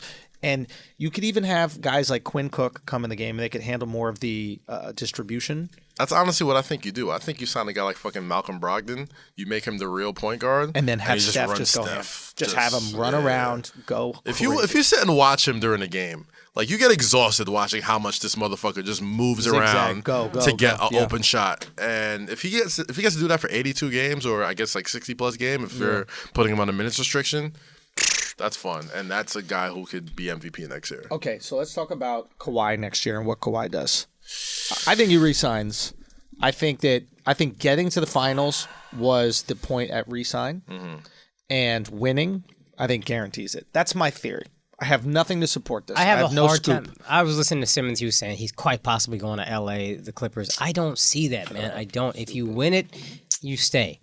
There's just no reason. I know he don't really give a fuck, but like, I'm not leaving a proven winner. And they're set up. The Raptors, what's his name? Lowry's coming off the books after next year. And I think Lowry in the playoffs next year will be better. I think once he won the championship, got the monkey off so his back. much weight is lifted. Got the monkey I think off you're his going to back. see him playing way more free. I have a hard time believing after a good game 6 in a clinching game, at least a great first half, you're still going to be nervous. Good game 6. Oh, he won was that the game MVP for him. of game 6. He won Fair that enough. game for him. He almost had a triple-double, 27, had like 6, and 10. 21 in the first half. Like, it was done after that. No. I think what Kawhi allowed him to do is is to excel at what he is great at. He is a conductor. And Pascal Siakam. And Pascal. Sure, Pascal, Mark, all of them help, right? But what he is an elite conductor. Yeah. And he's an elite conductor who is pretty good at scoring. And earlier in his career, he had to step up his scoring, but that's not his natural inclination. It's not his natural inclination to just go in there and put up 30, 40 points a game. It's his natural inclination to run the fucking orchestra.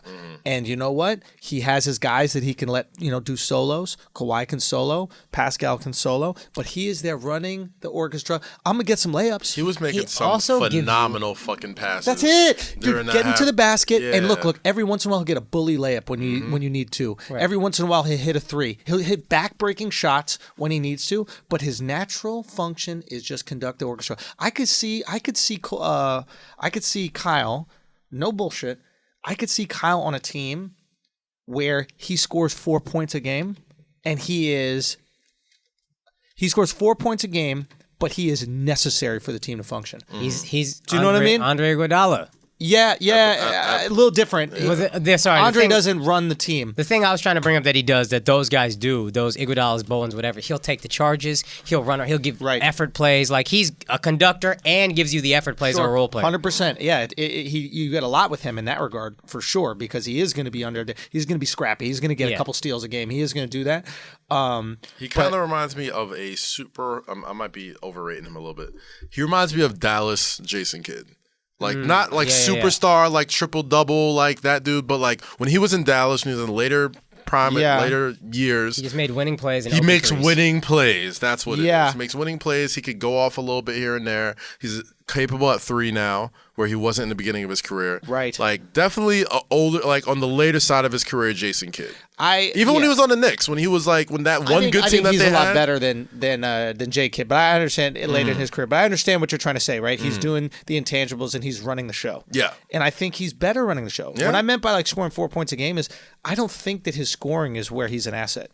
And in the playoffs, it's so crazy how you see how game IQ matters. During the regular season, game IQ means nothing, right? There's a guy on the Raptors, Norman Powell, right?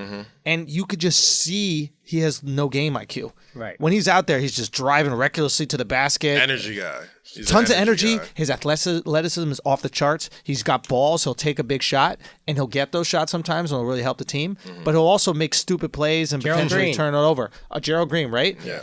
A guy like Kyle and a guy like Van Fleet, elite game IQ. Never made bad decision. Right. Think about Van Fleet. Fleet. Winning basketball. Fred Van Fleet has been playing winning basketball since college, though. Wichita State. Yeah. Okay. To the Final Four. Right. That's right. So it's like those kind of guys in the playoffs are such fucking assets. Like if you look at a guy like Kawhi, remember Game 5 when he passes that ball off when he got double teamed? Yeah. That's winning basketball. Yeah. They got a good look, but that's winning basketball. Draymond just made a great defensive play. Maybe a guy like Norm might not make that play. He might force something. He might fuck something up. And it's really interesting when you're putting together a team about tapping into, like, that's a real skill set right there for like GMs and like presidents and even coaches, is tapping into players that can make the right play in crucial moments when you're your most anxious and you're most nervous. And I do believe Kyle can do that. This kind of segues into, I guess, our next topic soon, or maybe, I don't know, whatever that. That's why I don't think Kawhi goes to the Lakers. I think the Lakers need those type of players. Like, if there's anything that these finals have taught me, or the past couple finals taught me, like, stars get you there, you need depth. I think thinking is he's going to the Clippers anyway. I don't know why, if you're Kawhi, you'd want to go be number 2 to LeBron. Well, today was talking. There was a lot of talk. Damon Jones on was it Get Up today, saying Kawhi's, the Lakers are focused on trying to get him. There's some like fucking weird trade provision, like if it completes by July 6th, to get some more money and some other bullshit. I've been doubting the Lakers, and I'm clearly wrong a lot about the Lakers. But I'm thinking if I'm Kawhi, I'd be like, why? I shut this guy down, your best player that's still going to be your alpha. I shut him down when I wasn't this good in the finals. The guy hates playing me. If you're LeBron James, do you go up to Kawhi and be like, it's your team?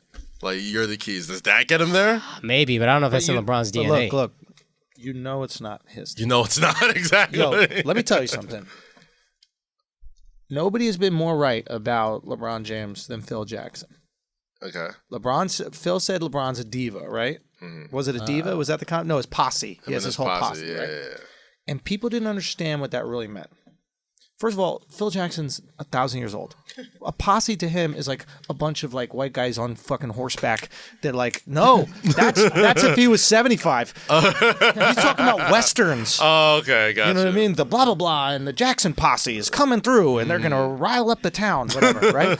But what you deal with when you're on a team with LeBron is you deal with 2 caravans of people coming, backstage before every single game. LeBron's making all the decisions about where the team's going out to eat, all that stuff. And it's okay because he goes to the finals every year. It's fine. But if you're trying to create a team based on your culture, impossible with LeBron on the team. If LeBron is on a team, it is LeBron's culture. So if you're a president or GM and you want to bring in a culture that you think leads to winning that's different than LeBron, can't have it.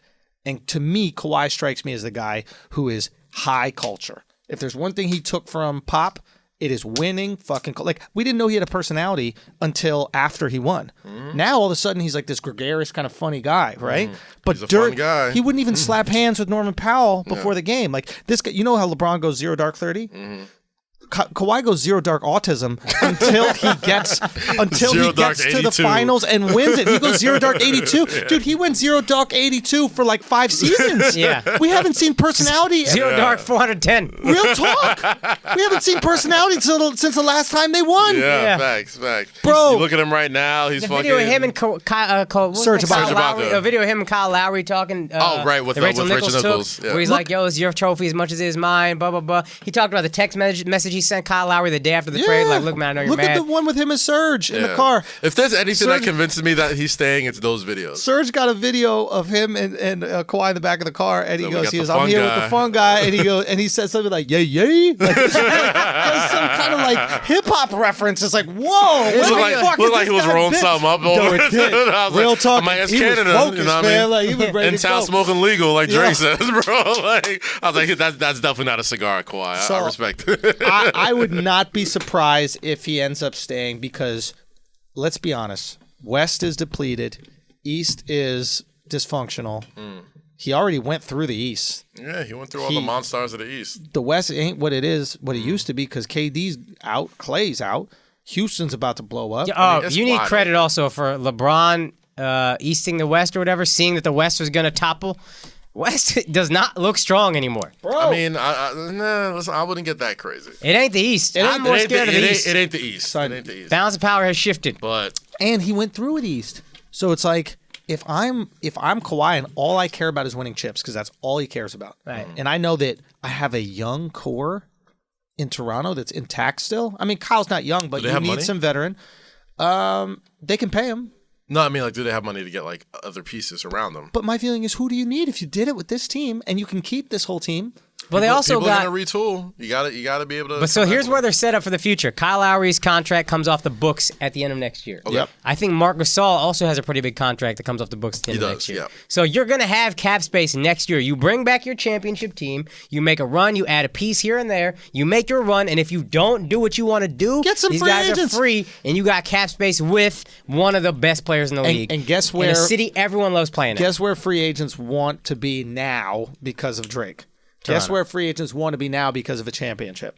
And Guess how where they've free been agents celebrated. Real Yeah. talk. So it's like you could play if you're a free agent, you could get max money to play with Giannis in Milwaukee or literally an hour away in Toronto. It's you know what I'm saying? Like Milwaukee is not a desired location. No. You're gonna make more money in like what ads and shit, sponsorship, whatever that fucking thing is called. What is it called? Where you're the spokesperson, Sponsorships. sponsorships in Toronto than you are in Milwaukee. I mean, Toronto's Toronto a will major throw market city. everything at you, like, dog. Toronto's They a will major- throw everything at you. Son, You're all they got. I'd be shocked if he left.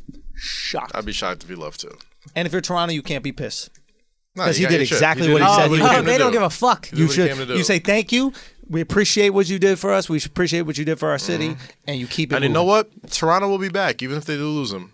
They'll be back. Like you said, they get a bunch of cap space. They've already shown how they treat star Savvy players. front office. Like they got. I mean, the Magi Yuri might be leaving. Yeah, to DC. Masai might be heading to DC. So we can talk about that real quick. Oh yeah, let's talk about what happened at the end of the Warriors game. So, Yeah.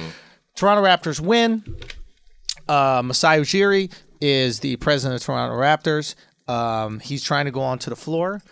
Security guard stops him from going onto the floor. He allegedly either slaps or punches the security guard and then pushes him. And the security guard is a deputy. He's a police deputy. Love it. Okay. So, then later Kyle tells him to come on the floor. Then they bring him onto the floor. And so far, nothing has happened. He flew directly back to Toronto. And it's a clear case of white privilege.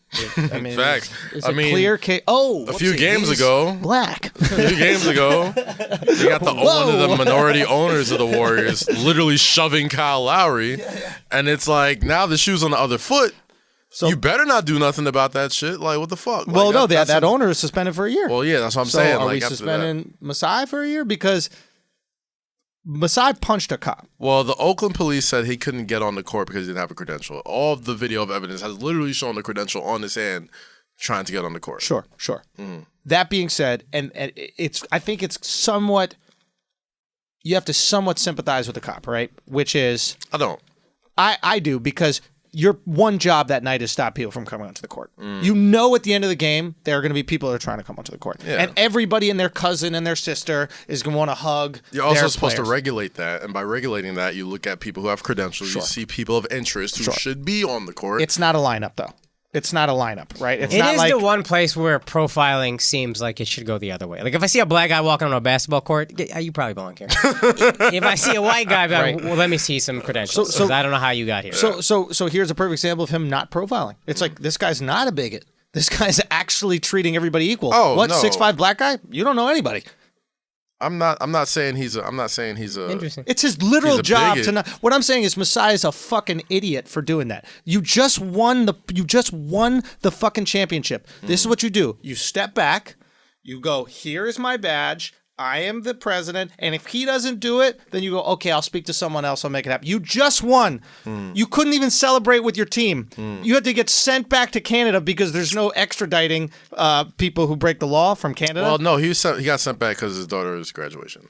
You believe that? Bro, he took a picture. Like, he was there the next day. He was there the next day with his daughter. Like, yo, crazy 24 hours for the president of the Raptors. Like, You are come on. crazy, bruh. Come on, How man. do you do that? You are the president of a billion-dollar franchise. You have to be more responsible in that situation. You have Masai to be getting hype. Remember when he cussed in the mic at the little My kind of pep guy, rally? bro. My Fucking kind of Knicks or guy, something, bro. he was screaming something yeah, like he that? said, fuck the Knicks. Like, right I think they were playing in the playoffs. Masai be getting hype.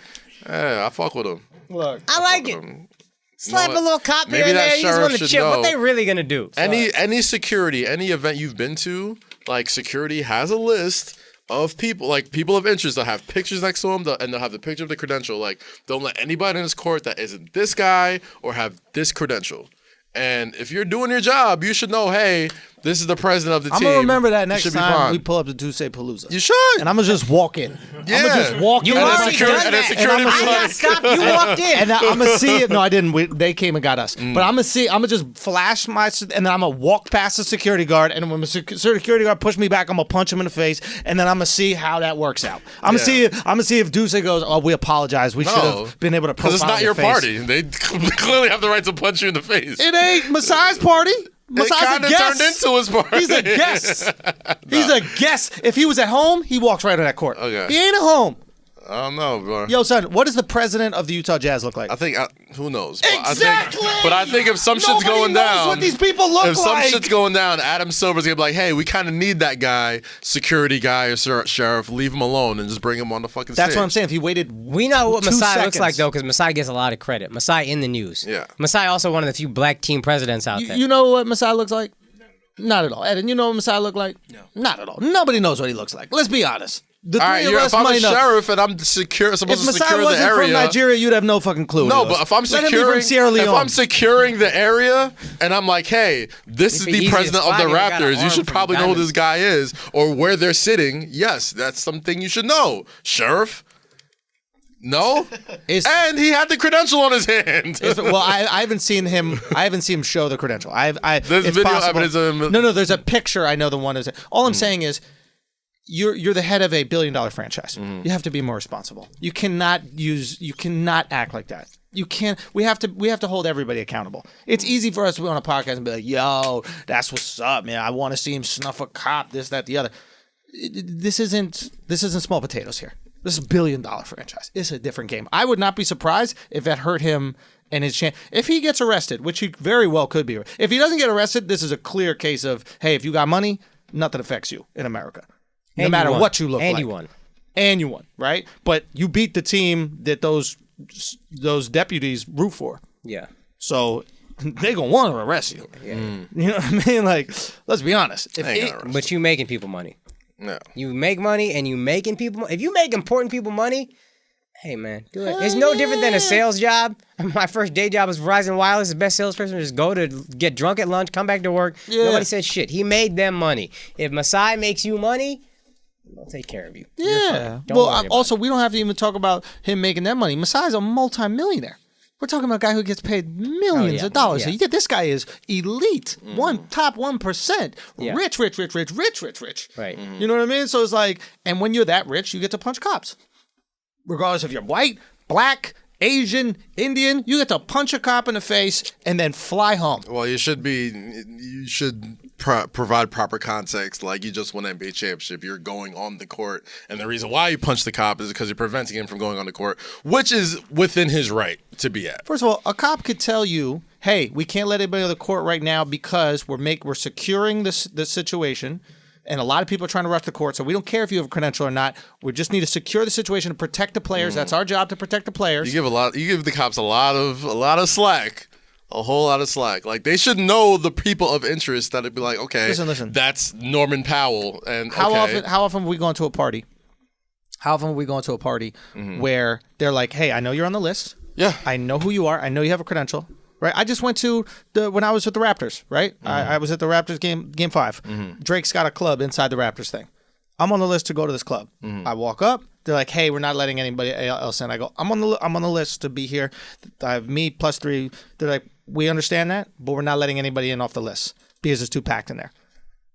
Maybe it's completely reasonable to just go, hey, guys, we're not letting anybody on the floor right now until we can organize the floor, secure the floor for the players. It's our job to secure the floor for the players. Everybody's trying to rush. Everybody's mom, everybody's cousins, everybody's kids trying to rush. Nobody's getting on. Give us a second. That is completely reasonable to wait a second. It also didn't look like that was the type of conversation that was going on. But none of us saw the conversation because... you're right. I don't know the conversation. You know what's crazy? Is that when... Do we have the video? No, we don't. They don't have a video. There is video. Not full. There's video. Show me the video. Pull that video There's up. video. I'm seeing the video. Pull that up. The conversation didn't look like, hey, guys, we're going to just keep hanging out there. I didn't say it was like that. It could be like, no, nobody's in. But the reason, like you said, intent matters or context matters. The reason is because, hey, we have to protect these players. And everybody can't just run onto the floor. We don't care if you have credential. Absolutely. You know? But they also put out a statement saying, like, he didn't have a credential. And then they were like, no, he had a credential. Of course, that's the reason why people are pissed off. Like the Oakland police put out a statement saying like, well, he tried to get on the court, he didn't have a credential, and like everybody on Twitter was like, here he is, clearly with his credential. He didn't have a credential. The story, the cop says he didn't have a credential. He refused to produce one, whatever. And then if there's video evidence, that's what I want to see. But I haven't seen the video. I don't want to spend 20 minutes on it because I even think what's more interesting is what does he do next year? If let's assume he beats this, does he go to the Wizards? Yeah. He's from DC, right?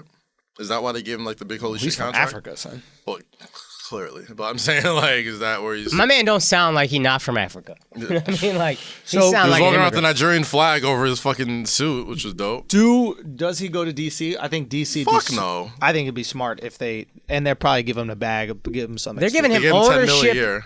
ownership share, Yeah. which is it out what they're offering? That's what was reported. That's what I read. Which I doubt it's even 1%. But if it's a percentage of ownership, that's worth a shitload, and that's money that's constantly appreciating. And furthermore, I'm curious about the ownership share. If like he gets that in perpetuity, or he only has that while he's GM or president of the And team. you just have to sell it They have to sell whenever. at the end, which is possible, but does it either way? You're making money Yeah. as you're doing it.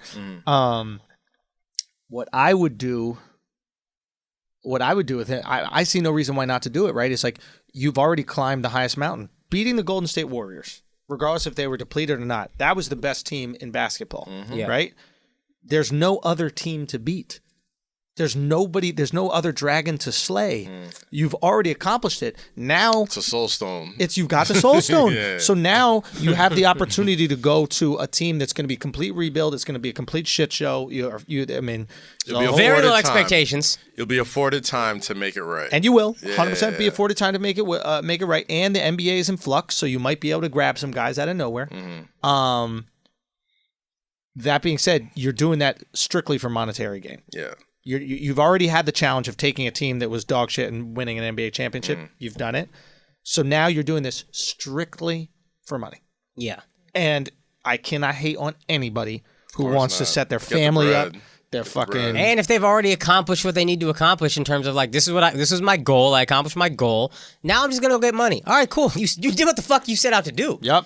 If you sell out and like you haven't really won anything, and like, look, I was trying to build something, but the money is here. I still get it. But especially if you're like, look, I came here. I got you what you wanted. I got what I wanted. Let's go. Right. On top of that, I want to see this video. Can we get it on the TV? on top of that, he's shown that he can fleece people. And the Wizards got Bradley Beal on the table. Oh. So Masai is shrewd. He can fleece some teams with that all-star player. Businessman, shrewd owner. Fleece the fucking Nigerian, Knicks. dog. Of course he's gonna get he gotta cheat everybody. This guy told me that there's two tribes in Nigeria. Okay. Right? Igbo, Yoruba. Igbo and Yoruba. He says one is all about business and the other is all about like studies. Yes. Which one is which? Igbo is the... Oh, no, take up the... See, there is no video.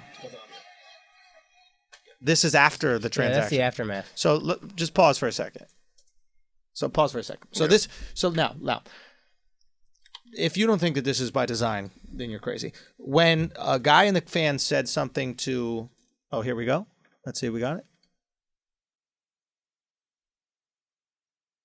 And Kyle Lowry had to pull him out. Kyle Lowry's the classiest guy in this entire finals. Yo, is there anybody whose like stock has risen Like more Kyle than Kyle Lowry this season? Like, So here's the thing. We have a stadium, right, which probably has, I don't know, 1,000 different cameras going at any point in time. We have anybody in the stands says anything to a player, all of a sudden we have a single cam on them, zoomed in, we're reading their mouths. And we can't find one video of what happened. This also with Masai Eden here. doing Google, so it's quite possible there's 1,000 videos out there. there's also a whole championship I see your celebration point. happening on the Let's court. just back up for a second. I told you I looked for the video. I didn't see it at all. This video would be all over Twitter. It'd be all over Instagram. There, when somebody gets knocked out in a boxing match, there's 15 different angles, 15 different videos. The only video we have is after the scrum. There's no evidence of said scrum. Nothing. Now, I think we know what this is. Adam Silver. Hey. Don't let any fucking videos go out. Why not? Because it's bad for the league. It's going to look bad for basketball. So what we're going to do is we're going to protect this guy who fucked up because he's great for basketball. The last thing we need is our first black president. I don't believe that. First black president to win the NBA Finals for an NBA team. Last thing we need is first black president in the NBA Finals for his team to be punching a policeman after the win. The last thing the NBA needs is that. So we're going to call Golden State Warriors. We're going to call Golden State Police Department. We're going to call everybody we have to do. We're going to massage this shit because it's better for business. I don't believe that. Fair enough. I don't believe that because I'm like, first off, that makes me think there just was no punch. Or there was no then shove. why is that There blow-up might have been a yelling match. I don't think there was a punch or a scrum. Like Charles Oakley, fucking choked somebody in the Madison Square Garden, and there was videos of that shit. Yeah, but everywhere. Charles Oakley doesn't make anybody money. It's the Knicks. The Knicks make the most money out of as Charles shitty as Oakley they don't are. make Charles Oakley Oakley got don't- banned from the Knicks, and you need a reason why. You could get Charles out of here. And Charles choking someone is par for the course, right? Charles not choking someone would be more surprising. But Charles choking someone who was annoying to him? I'm damn sorry. right, Charles. I mean, the more I Do your think about thing. it, the more I think I don't think there was no punch. I don't think if the cops are saying, "Oh, this guy put hands on me," then I absolutely don't. You think believe there was that no happened. punch, period? I don't think there was a punch. There might have been a fucking, when people want to fight but they don't really want to fight, like a mush, a little. One of those, and then mad people get in the way. Bicep shove. And then mad people get out in the way. It's the hold me back. I think that was probably that. But a full-on punch and nobody got the video? Pretend Black Twitter isn't listening to this. Now tell us what you think. If somebody gets punched in an arena, video is coming out. Listen, I'm on record as saying That cop I don't does give not a even fuck look. if he That cop punched a doesn't cop. look like he got punched.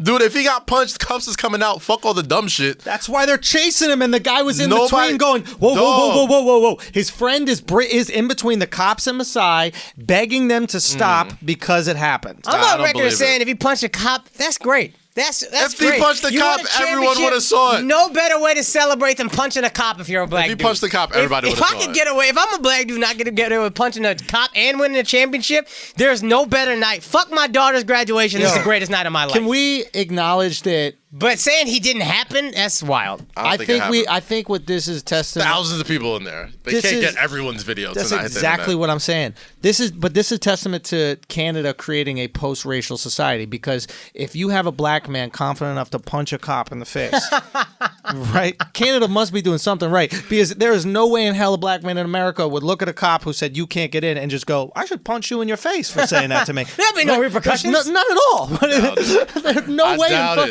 We have 2 black men in the room right now. Would you punch a cop in the face? Hell fucking no. Of course not, because I don't think it happens. Because you don't live in Canada. That's Fuck why. Canada, bro. Canada, there is no race. Fuck Canada. Okay? Canada, They're in everyone Oakland. is Drake. They're in Oakland. That's where Rodney King shit happened, right? Right? Yeah. Fuck all that shit. They ain't punching. I don't think nobody got punched. I think it was a fuck. I think It's somebody. wild. You wildin', dog. I'm wilding. He don't believe You OJ wildin'. killed Nicole. You He don't believe the cop. First Masai off, punched. I didn't say all that about OJ. Second of all, You said allegedly. I said because You be throwing out allegedly. against the court of law, he beat the case. So that's what you got to say. But anyway, So did the cops in Oakland.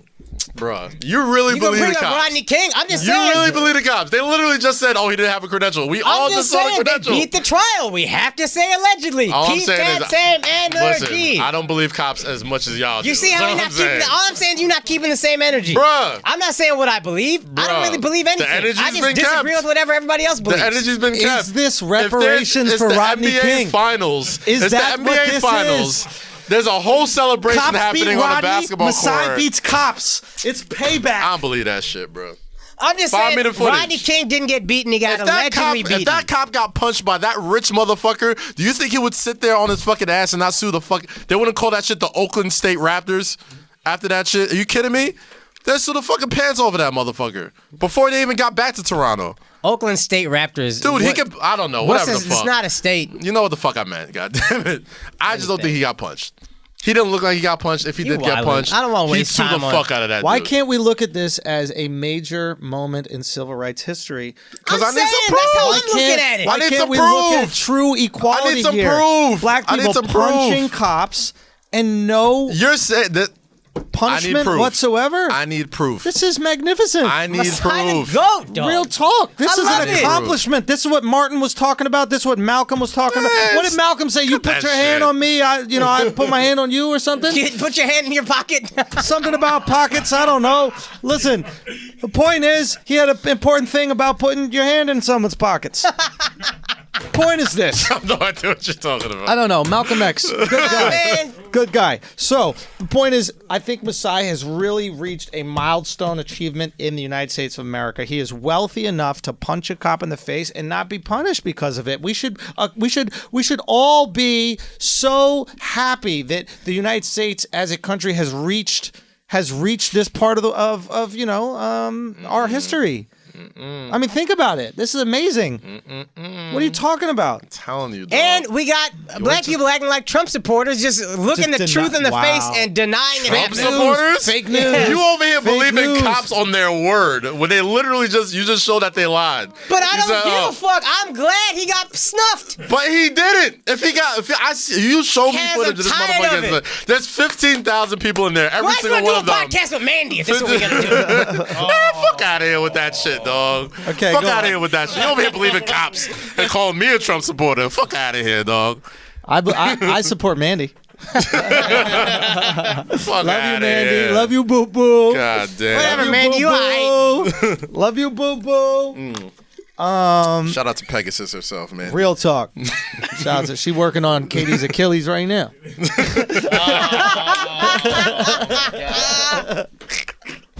I want to plug some dates. Plug it. Guys, thank you so much for coming out to all the shows. Watching the clips. Matador Tour, presented by Monster Energy and Outbreak this weekend. Coming to Liberty Township. That's the suburbs of Cincinnati. So everybody in that area, come out to the Funny Bone. Then the next weekend, we got Denver, the Comedy Works downtown. One of the best comedy clubs in the country, man. Really great city. Excited to do dropping in there. We're gonna go check out this weed company. Hit us up, so we can go check that shit out.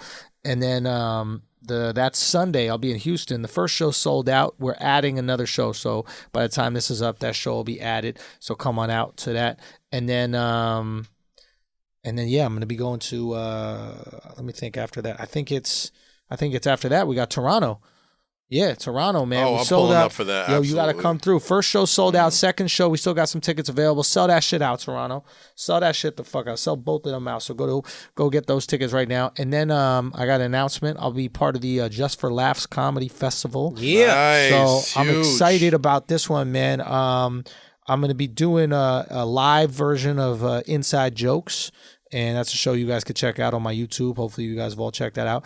And a live version of Unsafe Sets. So it's cool to take two things that that we created and to bring that up there and to put them in part of the festival. Unsafe Sets show is just going to be a bunch of comics doing their most fucked up jokes. So I'm going to have them out there, and that's going to be kind of crazy. Nice. And I'm also going to be doing the Nasty show out there. So that was kind of cool because Patrice O'Neal, my comedy goat. One of the reasons why I knew about him was from his performances on the Nasty show. So I'm excited to do those. And then some international stuff coming up, man. I'm going to be going to Russia to do the comedy festival in Russia. That's going to be very exciting in September. And then late September, I'm going out to Australia, man. So that's going to happen. Those tickets are available now. Go to theandrewschultz.com for all of those. And Tell Izzy to come through. Say what? Tell Izzy to come Oh, through. hell Word, yeah, man. gotta have 'em. It would be sick to do something in New Zealand, so I got to talk to Izzy about that shit as well. But I appreciate you guys coming out to all the shows, man. It's been amazing, and watching all the clips that we've been posting. We post a new stand-up clip every Sunday on the YouTube, and do the dropping in episodes. All got new stand-up clips in every single one of them as well. So go check those out if you haven't, man. And yeah, you guys. Yeah, man. Shout out to everybody. There's a shit ton of assholes that came out to Atlanta this past weekend for Duce Palooza. Shout out to all of you there. This weekend we'll be in Los Angeles for Duce Palooza BET Awards weekend, June 22nd at the Belasco Theater. It's gonna be insane. We haven't announced it yet officially, but by the time this comes out, we'll be able to tell you that Ty Dolla $ign will be the headlining act. It's going to be crazy. And July 5th, New Orleans, Louisiana, Essence Fest. It's going to be a crazy time from 12. Yo, Andrew's going to be hosting. Come through Essence Fest. Andrew Schultz is hosting. Maybe he can slide me in on the list. You know what I mean? I'll wait. I won't slap any cops if I'm not on the list. I hear you, I'll man. get in. Andrew going to be hosting. It's going to be a beautiful thing. July 5th. That's July 5th. Celebrate our New nation's Orleans. independence with Andrew Schultz and Kaz and Duce Palooza. You asshole. We'll be at the House of Blues in New Orleans July 5th, so pull up to that. You need to get into Essence Fest because he could probably. Yeah, I know he got some pull over there, Okay, so yeah, I yeah, might he'll need probably- a we'll talk to him. backstage We'll talk pass. Kaz and Vic show on Slam. Make sure you check that out every week. I'll be on SNY today. Well, I guess yesterday, but I'll also be on there this Thursday on The Thread every week at 5 p.m. on SNY. If you're in New York, if you got Verizon, Spectrum, whatever Check the hell. it out. Check that out. Talking lots of sports shit on there. And I think that's it. Download the Station Head app. That's about it, bro. Yeah, for real. Download that shit. Okay, so let's get to.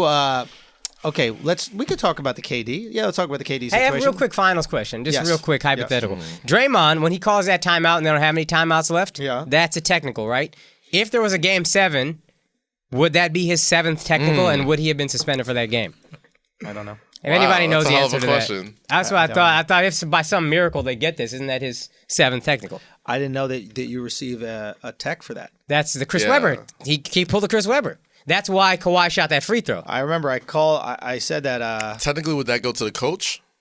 Nah, because he called the timeout. Yeah, but I don't know if it's a team technical That's what I'm or thinking. a personal technical. Yeah. But it was I didn't know they had team funny technicals, because yeah. he called that timeout. I remember in that moment I was like, "Them Michigan boys, bro, they can't help themselves." The whole with these state. timeouts, He was just bro. paying homage, bro. That's all he was And doing. Golden State was in the blue and gold. Like he Nah, looked like he Draymond was in a misstate. Michigan. Draymond missed state. Oh, he was state. yeah. Yeah, but he's whatever. from He is Still Michigan. Michigan. Yeah, Yeah. Saginaw. So, Anyway. okay, what were you saying though, Kaz? So what happens with With KD, what do with you think he KD? does? I think KD. I think we know what's going to happen with KD. KD's going to sign with the Knicks, and can we back up a second? Let's back up a second Okay. because I got some the same. Okay. I think we're on the same wavelength with this shit. I want to talk about how the Franks and Beans Knicks are going to do exactly what I said they were going to do in free agency and fuck it up. Okay, fuck it up massively. They lost out on Kyrie, thank God. They're going to lose out on Kemba because the Lakers are doing a big, strong push for Kemba. They lost out on AD. KD, they lose out on because even if they do sign him, he's coming back from an Achilles. for a year, And he's out for a year. And who knows if he's even ever going to come back. And I remember you saying an Achilles injury, it literally changes the shape of the calf. Yeah. So you're never the same again. almost never the same. Never the same again. Now, was he a big leaper? No. He's bony though. What's more to change? He doesn't have like massive. He never had big like calves. that. Sure, but at the same point in time, it's going to change the way that you play the game. Does he have a game that can come back from it? Sure. But it's going to change the way you play the game.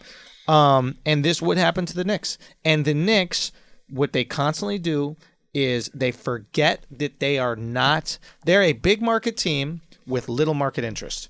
And they're like the hot chick that got fat. And she's walking around not realizing she got fat because her tits are still big, right? So she getting attention for her tits, but she don't realize. Real talk, the Knicks are snooky, right? You're a fat fucking girl, Knicks. Knicks are fat From fucking down here, girl. you look hot. Like Fat. you're looking at your own tits. Like, You are I'm still fat. hot. It's like, Yeah, you, don't get see the rest of attention this. from a fucking The delivery Snicks. boy. You get attention The New York Snicks. from some fucking people building on a building site, but you are not getting attention from the majors. But they don't realize that, so they do not plan for the mid-level guys. They're like, we're gonna go after AD, we're gonna go after KD, we're gonna go after Kyrie.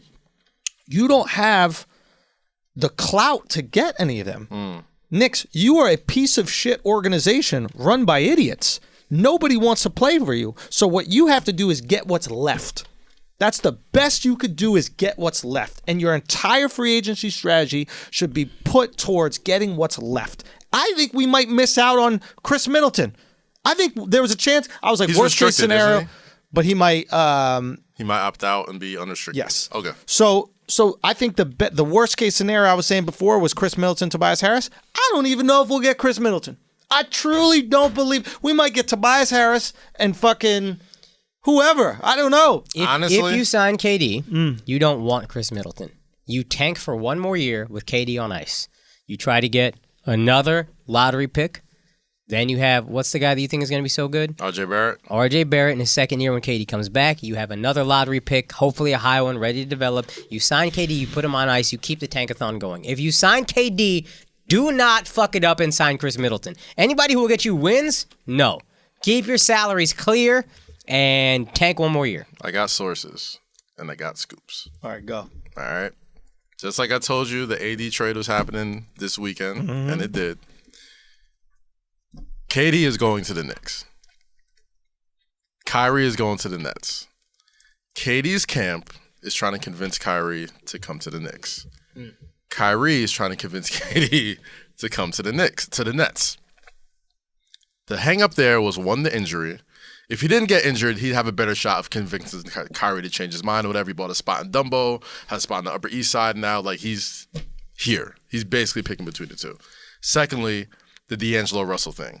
The one thing that ever since, news has gotten out that I guess through D'Angelo Russell's camp, he pretty much leaked to the media through his people like, hey, if we sign Kyrie, I ain't staying, And people are around Kyrie's camp are kind of wondering, do we want another fucking weird PR thing that you just left with the Celtics? Like, they got this fun Brooklyn team led by this fun point guard. We thought we was going to play together. Like, that was Kyrie's plan. Like, all right, well, we'll make it work together. D'Angelo Russell's camp is like, nah. Like, if y'all bringing him here, like, this is a one-point Kyrie guard don't make team. it work. Kyrie ain't gonna make it work. That's what D'Angelo's thinking. So now, if KD's healthy, all right, Kyrie, we'll go to the Knicks. We'll make it work. Now Kyrie. Does Kyrie want to waste a year with the Knicks and bumming it, and KD's not going to be available for another year? So that's the whole hang up with everybody right now. KD wants to be in New York. That's his plan. Kyrie wants to be in the Nets, but now his team is like, we don't know if he wants to go through the same bullshit he just went through with Boston. That's the only thing going on.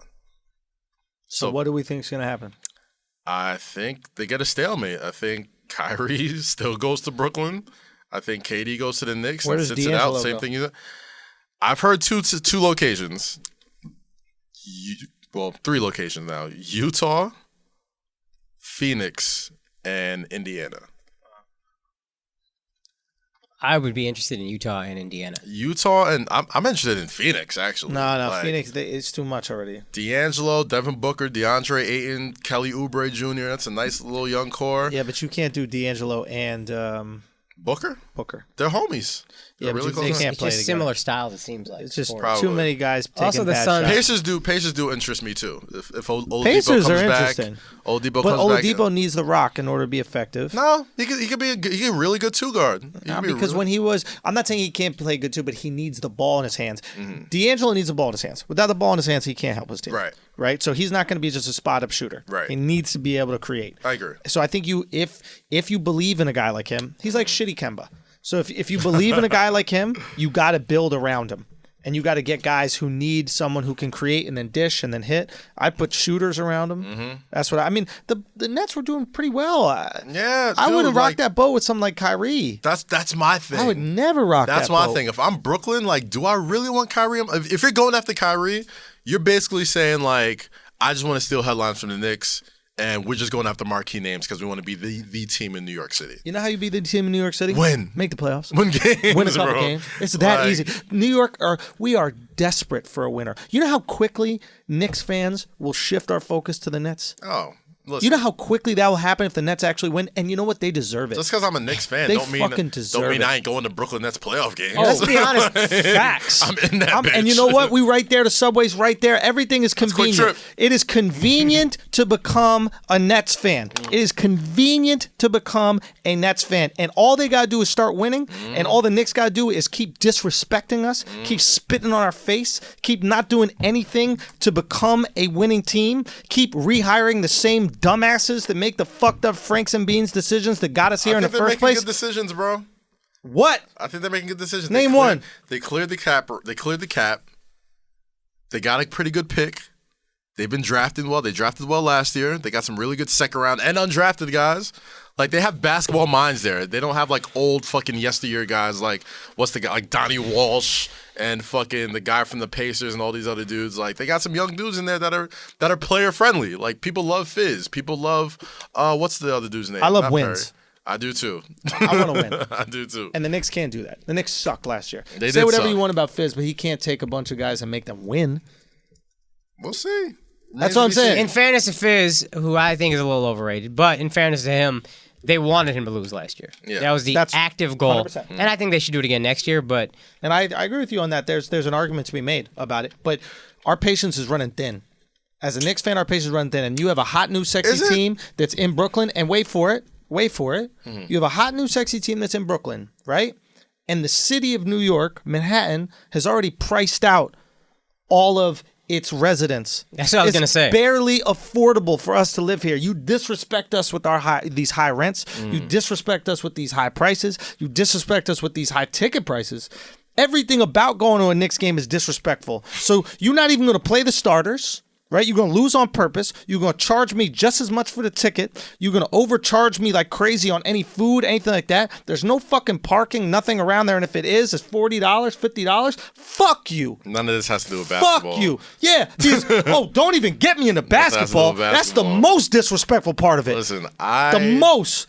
So the Nets come over here and start cooking. You think for a second I'm not gonna look over there? It's like your girl not giving you no pussy, and then some fine pussy right across the river over there is asking to suck your dick. I'm getting my dick sucked. I don't care if it's by D'Angelo, Kyrie, whoever's sucking Levert, whoever's sucking dick over there. I'm coming over to get it sucked. So you better step it up, Dolan. Dolan got the balls to walk into the garden with 4 model bitches, living his best life, while the rest of us starving out here. And a guy goes, "You suck as owner," and then gets booted for life. You suck as owner. You suck as owner. Fuck you. I honestly think, and I honestly think the Knicks are doing what they're supposed to do. Lose. They did that last year. They'll probably do it again this I year. do think this is what they needed to do. But it is also funny that you still fucked up. Like, I don't know how you did it. It had nothing to do with What you. did they do wrong? Because you're going to sign KD off a torn Achilles. We don't know if he's going to be the same. You have to. This is the move you have to make. Yes. Sure, but I don't think it works out. I still think you're going to end up getting fucked because you did all this for one guy and then he tore his fucking Achilles in the last game he played. Terrible luck. And now you're going to sign him, and I don't know if he'll be good. I don't know if he'll be the same. He won't be the same, but I telling you really guys like this, RJ Barrett, you have bro. to hear this point.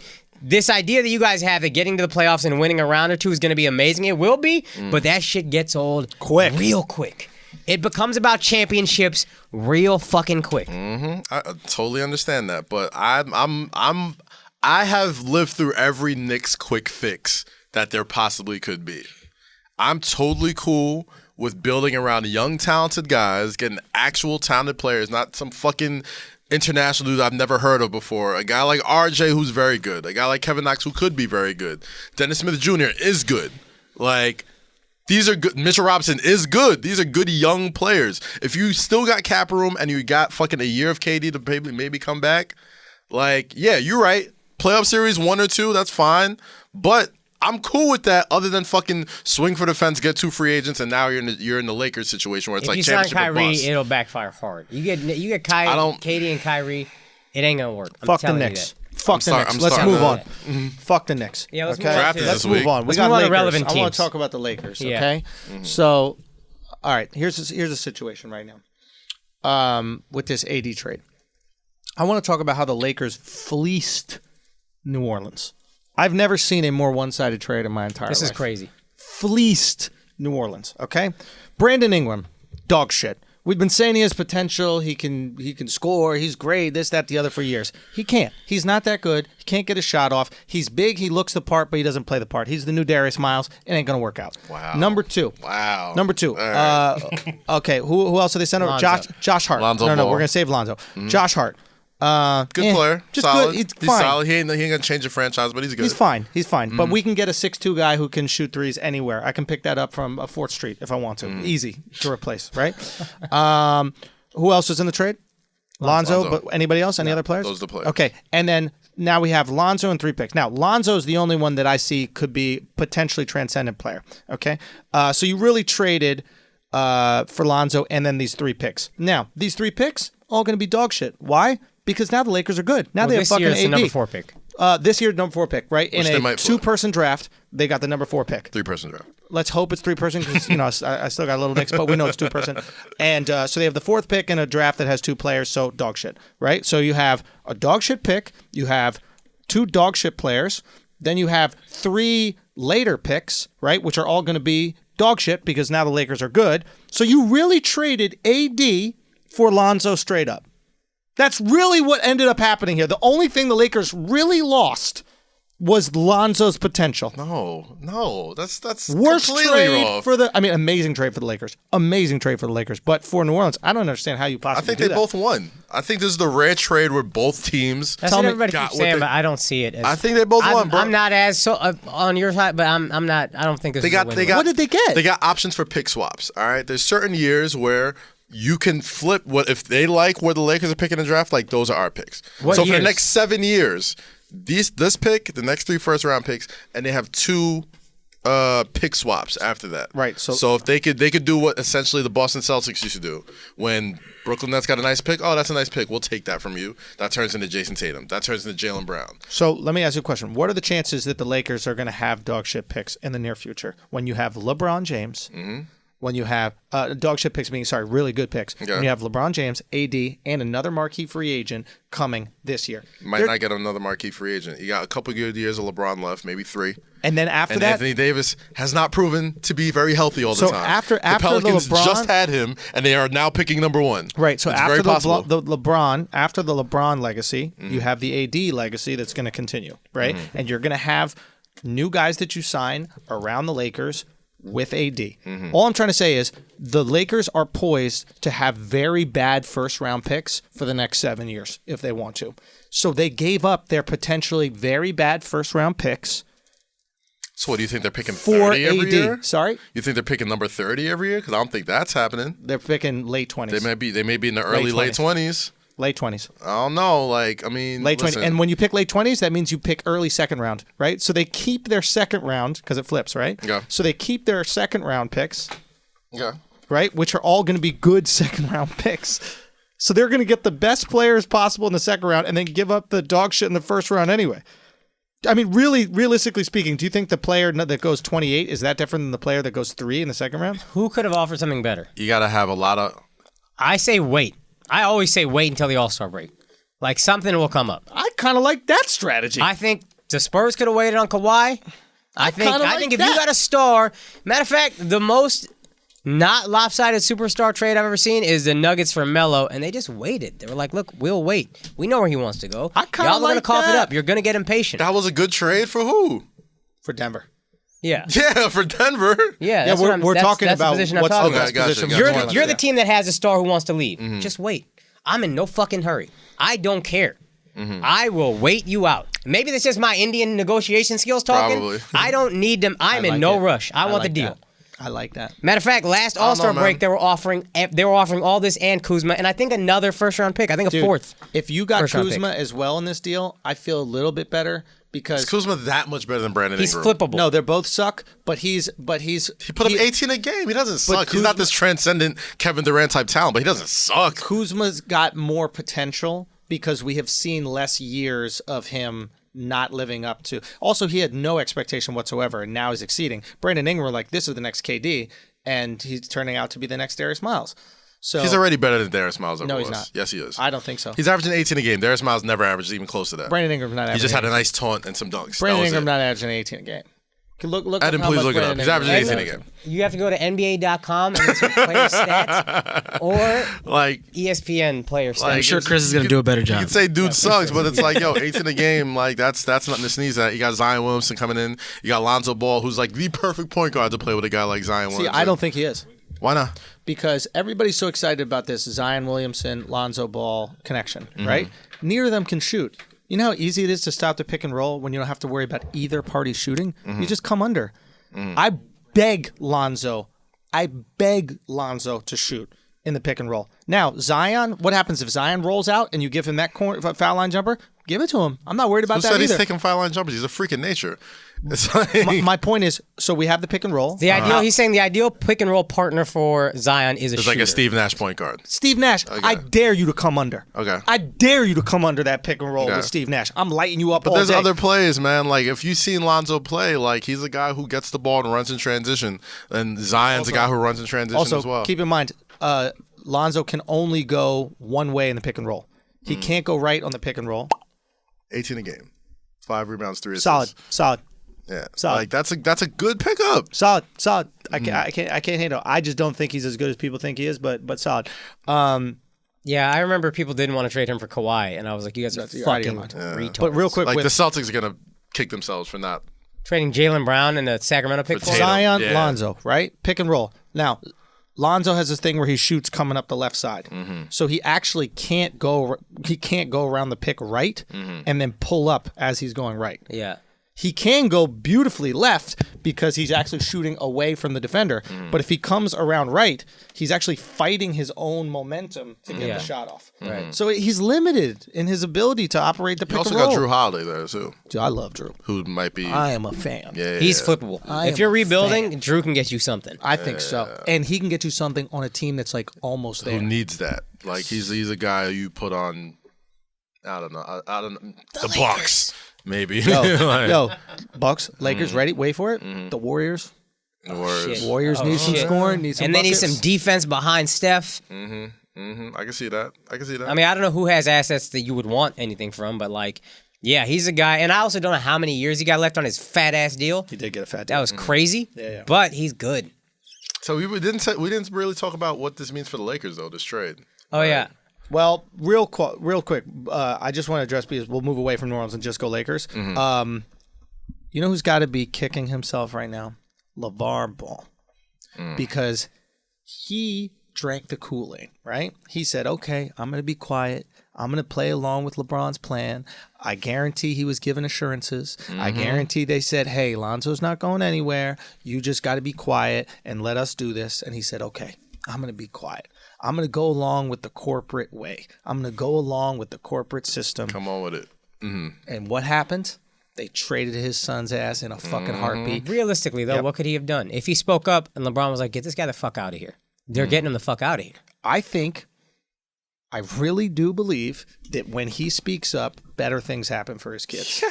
I think when he is quiet, worse things happen for his kids. I think when he speaks up, he controls the narrative of his kid.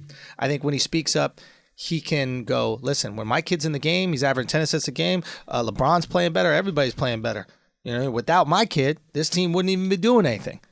he's the most important player and it's whatever it is. And then all of a sudden, when trade talks start to happen, the LA people go, trade Lonzo, but everybody's playing better with Lonzo. Why would you?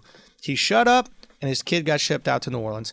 And the problem now is for New Orleans because LeVar is not going to shut up over there. No. He's going to be the loudest mouthpiece the NBA has ever seen, and I cannot wait. It's going to be great. I can't wait for Big Baller brand for the part 2 in New Orleans and the Big Easy Baller brand. Oh, I love it. I can't wait for it, bro. I can't wait for it. I think I think the Pelicans are going to be fun, man. I think if I was them, I'll take that 4th pick, flip it for somebody, try and get like Bradley Beal or somebody. Everybody's trying to replicate the Celtics thing, which is assets. That's why the 3 first-round draft picks are big. That's why these guys, the pick swaps or whatever, like it's just assets. We just want a war chest. Now, the problem with threading that needle, man, is the Celtics might have missed their window. They stockpiled all the assets. They called Kawhi their bluff. is out there. Kawhi, we don't know. Jaylen Brown and the Sacramento pick probably would have gotten it done. And they're like, well, I don't know. We got this kid. He's good. Let's just sit it out. And now you're fucked. Let's make a trade. The entire league called the Boston Celtics bluff. They're like, you're not going to trade any of this shit. And on top of that, like, it didn't help that. What do you mean? Explain that more. I'm talking about like how they stockpiled all these assets and like they were looking at Danny Ainge like this fucking guru, GM, genius or whatever. I was too. We all did. Like we looked at them. We looked at all the high first round picks they had, the cap space, and the fucking star players that they already had. We're like, these guys are gonna be good for another 10, 15 years, and they still might be. Right. But you kind of missed out on like the treasure chest of free agents right now. Right. Like you don't have the money to go out and get any of these guys because Kyrie's about to leave, and you're kind of sitting there with your dick in your hand next summer because who's left? Anthony Davis. Well, that's the thing. Who's going to resign? They gambled on the wrong player. They gambled on Kyrie. Yeah. Kyrie's not a guy you gamble on, man. I'm telling you this as a guy. We just watched this happen. They gambled on Kyrie. Kyrie's like, nah, I'm not staying. I'm out. So they said, okay, we took our gamble on Kyrie. Kawhi is hurt. Let's not take that gamble. Kawhi is the gamble you take. Yeah. Okay. Now I'm putting it together. Yeah. To me, you gamble on Kawhi just because I saw his ceiling, and that's why I had him picked 2 years ago to win MVP because you've seen Kawhi's ceiling. It destroys other teams. That motherfucker Thanos. I said Thanos earlier. He Thanos. Yeah. Whatever your best Avengers are, bring them on. I got him. Right. Kyrie just a guy who's a really good second. He gets buckets. He's a really good second fiddle. That's it. But I don't want to take a risk on a really good second fiddle. Let me swing for the fences on the number 1 motherfucker. Right. And then take. We'll see what the second. You know what it is? becomes. They saw what Did Isaiah Thomas did too. Did you see the latest Avengers? Yeah. Thanos loses. Yeah, but who else am I going to pick? I was saying he's Iron Man. I'm just saying. Sacrifices himself. Who also loses. He also dies. You got to go Scarlet Witch or whatever that cunt's name is. I think they saw what Isaiah Thomas did for that Boston Celtics team and were like, oh, Kyrie's better than him. This should clearly get us over the hump. Yeah. And conventional wisdom tells you that might have worked, but like Kyrie's... You know, he's not all there sometimes. I think that's exactly what it was. Yeah. And I, to be honest with you, I think that's exactly what Toronto felt. Mm-hmm. They're like, DeRozan is getting us here. Kawhi is going to get us. Yeah. He'll get us over the hump, and he did. And he did. And it was, and I think it might be hard. It might be hard for us to tell what a diva Kyrie was when he was with Cleveland. Yeah, because he was under Dad Bron. He was under Dad Bron. Yeah, Dad Bron wasn't taking that shit. I also just thought, as in terms of the game, like a guy who can control the game defensively. What's the term you always use? Shut the water off. Kawhi can shut the water off and turn the water off on your other team's best player. Yeah. Kyrie don't have that potential. Sure, but neither did Isaiah. I think that's what Kaz is trying to say is if they went that far with IT. Okay, just upgrade that one position. Okay. And I think, and we're like, well, we'll lock down everybody. Yeah, we have a hurt IT. Yeah. We have healthy Kyrie, who's already got championship experience. Bring him on board. This is how we cross the hump, or what is it called? Get over the hump. Get over the hump. Which is reasonable. I think that was a smart decision. Yeah, I mean, you make the trade. I get it, but I mean, I guess that's just how thin the margin is. Then that fucking thin, dude. Who would have thought before this season that DeMar DeRozan was that much worse than Kawhi? That much? That much? I would have told you that. I thought, son, I picked them. Not me. I picked them to go to the finals as soon as they got Kawhi. I just remembered Kawhi shutting down peak LeBron, right? And I will never forget that. We all picked them to go to the finals. I said I think they'll beat the Warriors. No, you said the Warriors were going to lose, but you didn't think that they would I said beat if them, they, right? I said if they play the Warriors in the finals, I think they can beat them. Oh, no, you didn't even think the Warriors were going to the finals. I think I don't know. I don't know when. I just didn't see them winning. But I Right, said right. if they play the Warriors in the finals, I think because Kawhi can do that. Right. It was only 3/4 of basketball, or whatever. But we saw him against the peak Warriors, just fucking wrecking shop. Right. I just saw that potential. Yeah. Yeah. I thought he was a little bit better than DeMar DeRozan. My only hang up, I agree with you on that. My only hang up was the injury. Yeah, the injury. I didn't was know if he was. Right. I don't know if he was going to be back to peak Kawhi again, Right. and he was for the most part. I mean, Load management, and he was fucking good to real. go. Yeah. So So Lakers, what does this mean for them? Are they the favorite now? yeah, he's that good, man. I hated on AD until I saw him play in the playoffs. He's that good. They just He's need, great for LeBron too. okay. He's the let's perfect go on LeBron that. teammate. He's Is the he? perfect talk, LeBron Talk teammate. to me about that because I'm don't- trying to wrap my head around why he is the perfect LeBron teammate. I'm speaking mentally, not basketball. Oh, yeah. He'll is cuck out to him. fucking fantastically talented, Yeah, and yeah. he's never going to challenge LeBron for alpha dog status. Okay, but let's talk about on the court. Why So is he the perfect one? If you're a LeBron James teammate, you need to be able to shoot good. Okay, good You shooter. need to be able to protect the paint. You need to be able to finish around the rim. You need to be able to take a lot of the shit that comes with playing with LeBron James. And Anthony Davis checks all the board by himself. Okay, real quick. By himself. He's Kevin Love and JaVale McGee and Tristan Thompson and Kyrie Irving all in one. He is Kevin Love and Tristan Thompson. He's Kevin Love and Tristan Thompson with Together. with Wade mentality. Yeah. You know what I mean? Like yeah, he's the perfect LeBron teammate. Like, how do they he can space that spread floor? the court. He can spread the court. But how? How do they position that offense? Well, Is LeBron playing point? no, I don't think LeBron pays point, but I do think Anthony Davis spreads the floor as much as you don't want to make him like a Kevin Love just I'm spot asking up guy. specifically, where do you put him? Who, LeBron? No. AD? Yeah, because Center. LeBron's gonna have the ball. Center. No, I know he's gonna play center, but where on the floor is he gonna be in the wing? Like is he a stretch five? because here's the thing with LeBron, you can't have AD on the block, right? Because if he's on the block, it's gonna clog up that lane, and LeBron wants needs to an get open there lane. unaffected. I don't right? know, bro. Like the great thing about AD is like you can literally put him anywhere. So where do you put him? So Everywhere. So here's my you question. Put him everywhere. So check this. Do you go pick and roll up top with LeBron and AD? Because no matter if they switch, LeBron has a center on his Yeah. heels. Yeah. If they don't switch, if they switch and then the ball goes to AD, AD's got whatever you got to power stop forward or locomotive three. LeBron coming around the corner. It's like it's unfucking I think fair. you go pick and roll with them up top. And you do that a lot. You definitely do that a lot. But at the same time, you always want to. And another factor for that teammate, you got to be somebody who takes gravity away from LeBron. You got to be somebody like Wade who, like, Braun aside, I still go get you 25. Right. Kyrie aside, I could still go get you 25. Right. Like, he is a guy. I forgot what he had a stretch of games this year. We had like 53, 46, Stupid. 50, like stupid fucking numbers against on the Pelicans, and it's like he is. LeBron is and Wade and Irving were great talents. He'll never play with a player This is the better best teammate he's than ever had. Anthony Davis. Okay. So does LeBron finally have someone on his team where if LeBron goes to the bench, the team can score? Absolutely. That wasn't that way with Kyrie. Kyrie couldn't get fucking buckets when LeBron went to the basket. Even went to better. the That's bench. why, to me, that's why you don't go for another max free agent. I think you build a team around them. I agree Thank with Kaz. you. But he's got a guy who not only that, when LeBron sits out games to rest, they can still win. Remember the teams were always like one and infinite without Yes. LeBron? That's a great point. Okay, so now you get to do load management with LeBron. Yes. As he gets older, very important.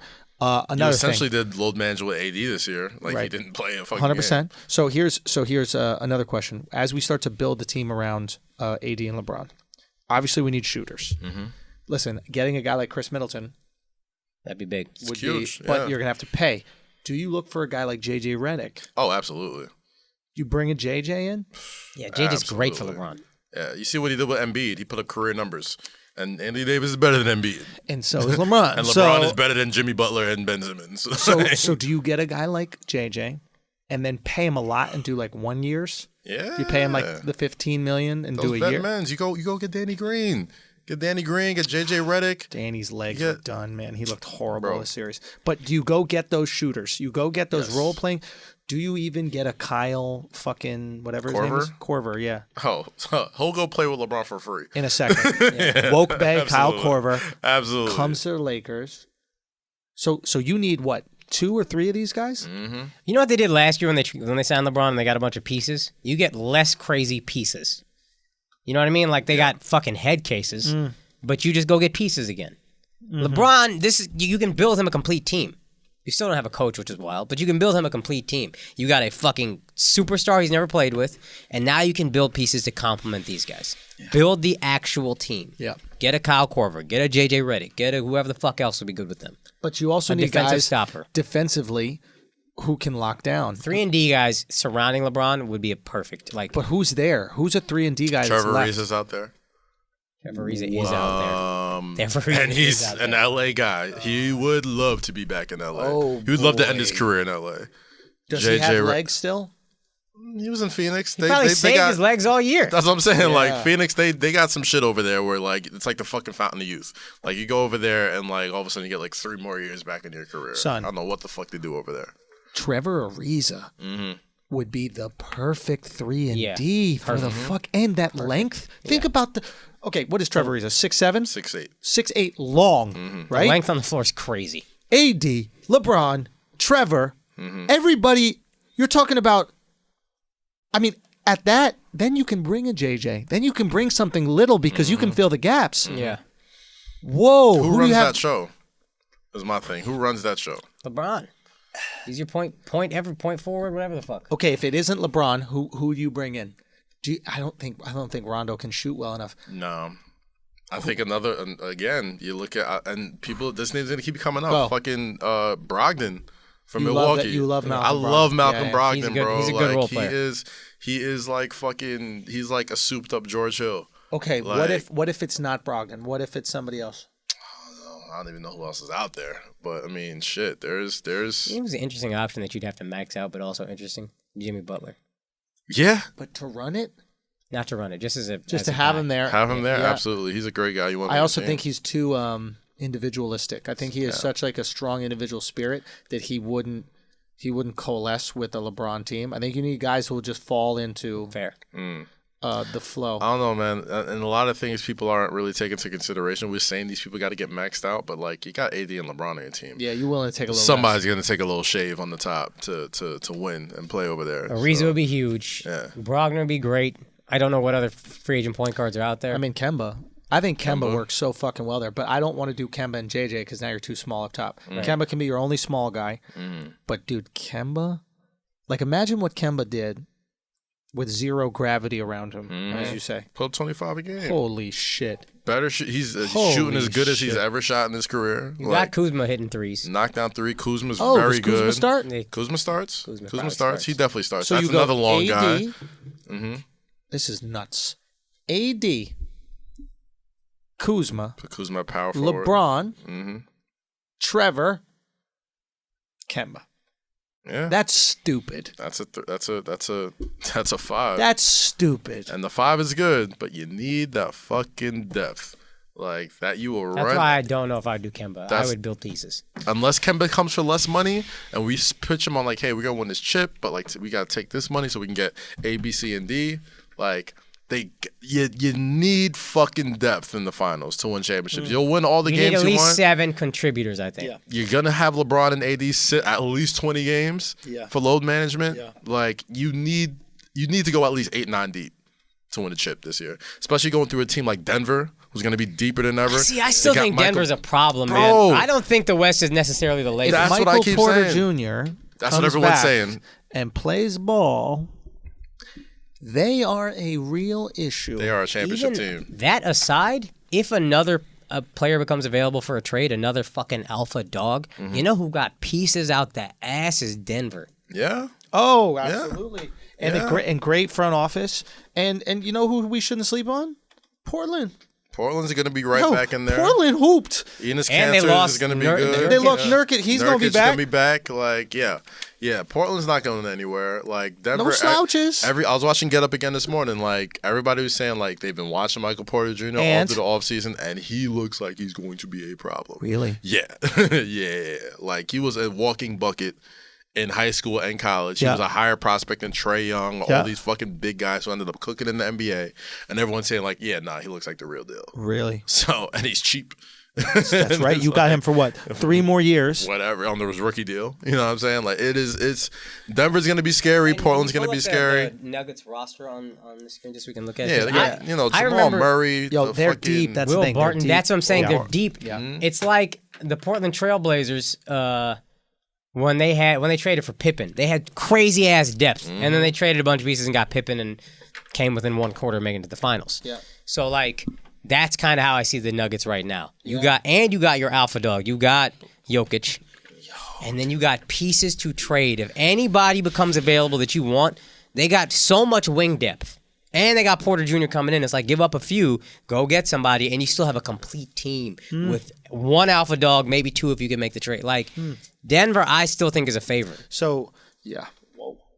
The Lakers are right there, and if they build a team, it's going to be really fucking fun to watch. Yeah. But You Denver, know who else is going don't to be sleep right there? on Denver. The motherfucking Clippers.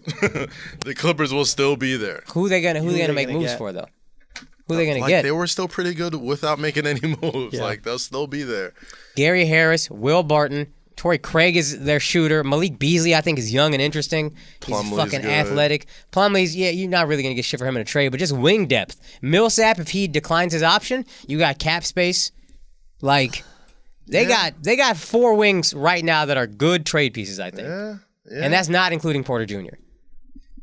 I think you roll with that squad. Yo, I think you roll with that squad and, I let it go. give a lot of Western Conference teams a lot of problem. issues. Yeah. Who Yeah, else is you out got- there, man? And they took their guys lick. are cheap. I think they're going to be scary in the playoffs next year. This is the same reason I didn't think the Bucks would win it. I just don't. When you're brand new, I don't think you usually win. I think Golden State was an outlier. Let me tell you, another team that's going to be out there that we're not even talking about, but I guarantee you, what's the date today? June fucking whatever. June 17th, the Sacramento Kings will be a problem next year.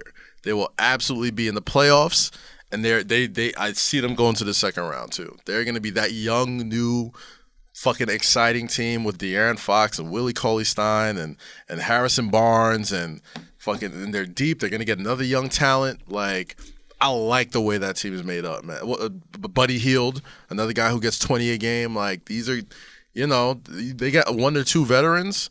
That's a solid playoff team in the West. And the Golden State, like, they're gonna be down. The Rockets are probably gonna be down if they lose Chris Paul. Like he said, he wants to leave. Like, those are 2 playoff teams that might be on the outside looking in. And Sacramento's a team that I've been watching for a while, and they're on the rise and they're exciting. And Fox is a fucking dog, and Hield is a bucket. And like, I like the way those guys are made up. They remind me a lot of this Nuggets team. They remind me of the young. Real quick side note: I read they tried to make a move for AD, but AD wanted, but New Orleans wanted Murray, and they were just like, no, we're not Wouldn't give up giving you Murray? Murray.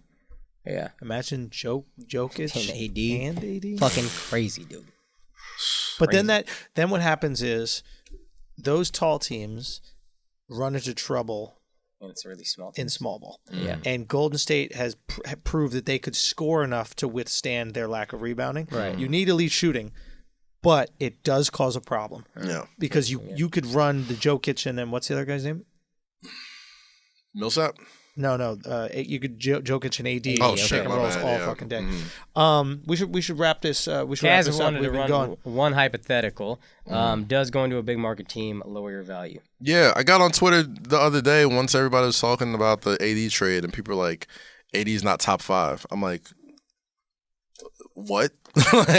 And I've seen this happen with a lot of players when they go to big market teams. Like, you're going to kill me for this, but, when Melo got traded to the Knicks, when Wade got LeBron and, like, all these, and Bosh and all these guys, like, when you go to a big market team or wherever LeBron's playing that turns into a big market team, Right. like, does that lower your value to the rest of the league?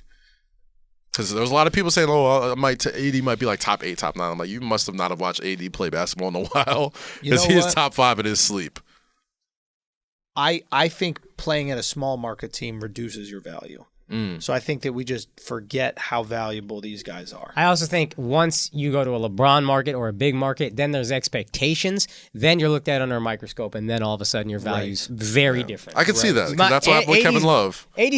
Kevin Love's value as talents, 80's off the charts. As a winner, he got to the second round once, and it was really fucking cool the way he did it, but, like, that's it.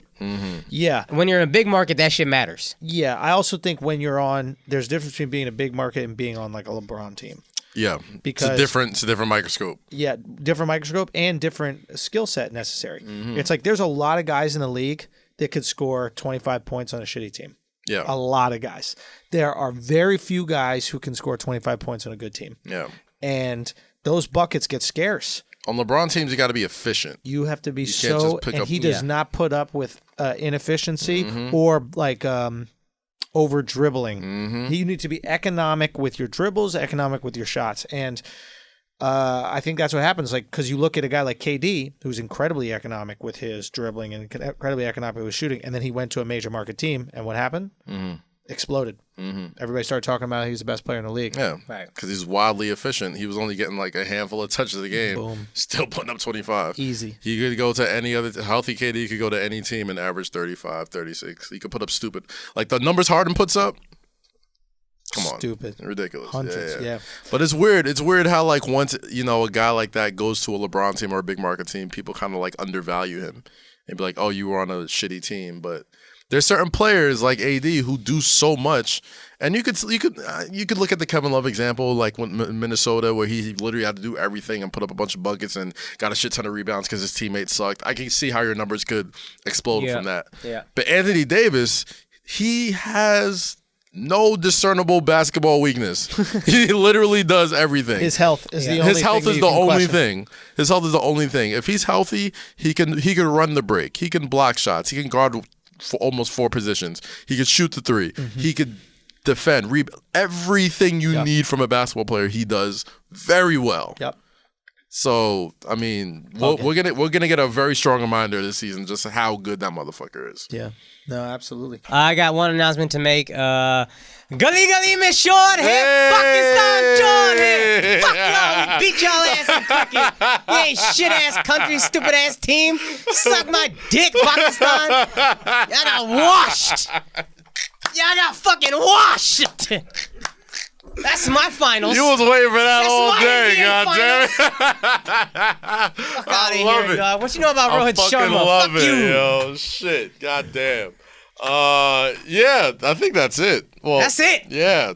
Speaking of which, one more thing, Kaz and Vic Show, we'll be doing the Slam Draft Suite all week from there. So all the NBA draft picks, they'll be coming up, pulling up, talking with me and Vic over at Slam. So check that out. And yeah, Gully Gully Shore and all that shit. Pakistan short hair. You got the most important part, ass. My bad, bro. I'm learning, goddamn. I'm not as cultured as Andrew sometimes. Shouts to Bash. I hung out. We probably talk about this next week too. But I hung out with Bash from the Discord. Say word. The guy Oh that yeah, I started the fuck with Discord. Bash. I went to Okay. Montreal. I met up with Bash. Real cool. He brought gifts. I forgot him. We might talk about it more next week. Nice. But the point is, Bash, you ain't shit. You stupid ass Muslim country. Fuck you. Y'all lost. You ain't shit. Suck my dick. Even though you're Indian, yeah, you know you were man. rooting for in your heart. Bro, it's a good week, man. But shout out to everybody. Is Andrew done? Should we just wrap Yeah, this we're up? done. God Fuck bless. it, man. God bless. Keep signing up to the Patreon account, patreon.com/Flagrant2. And we'll catch you motherfuckers later. Keep it tight, as always. Bitches.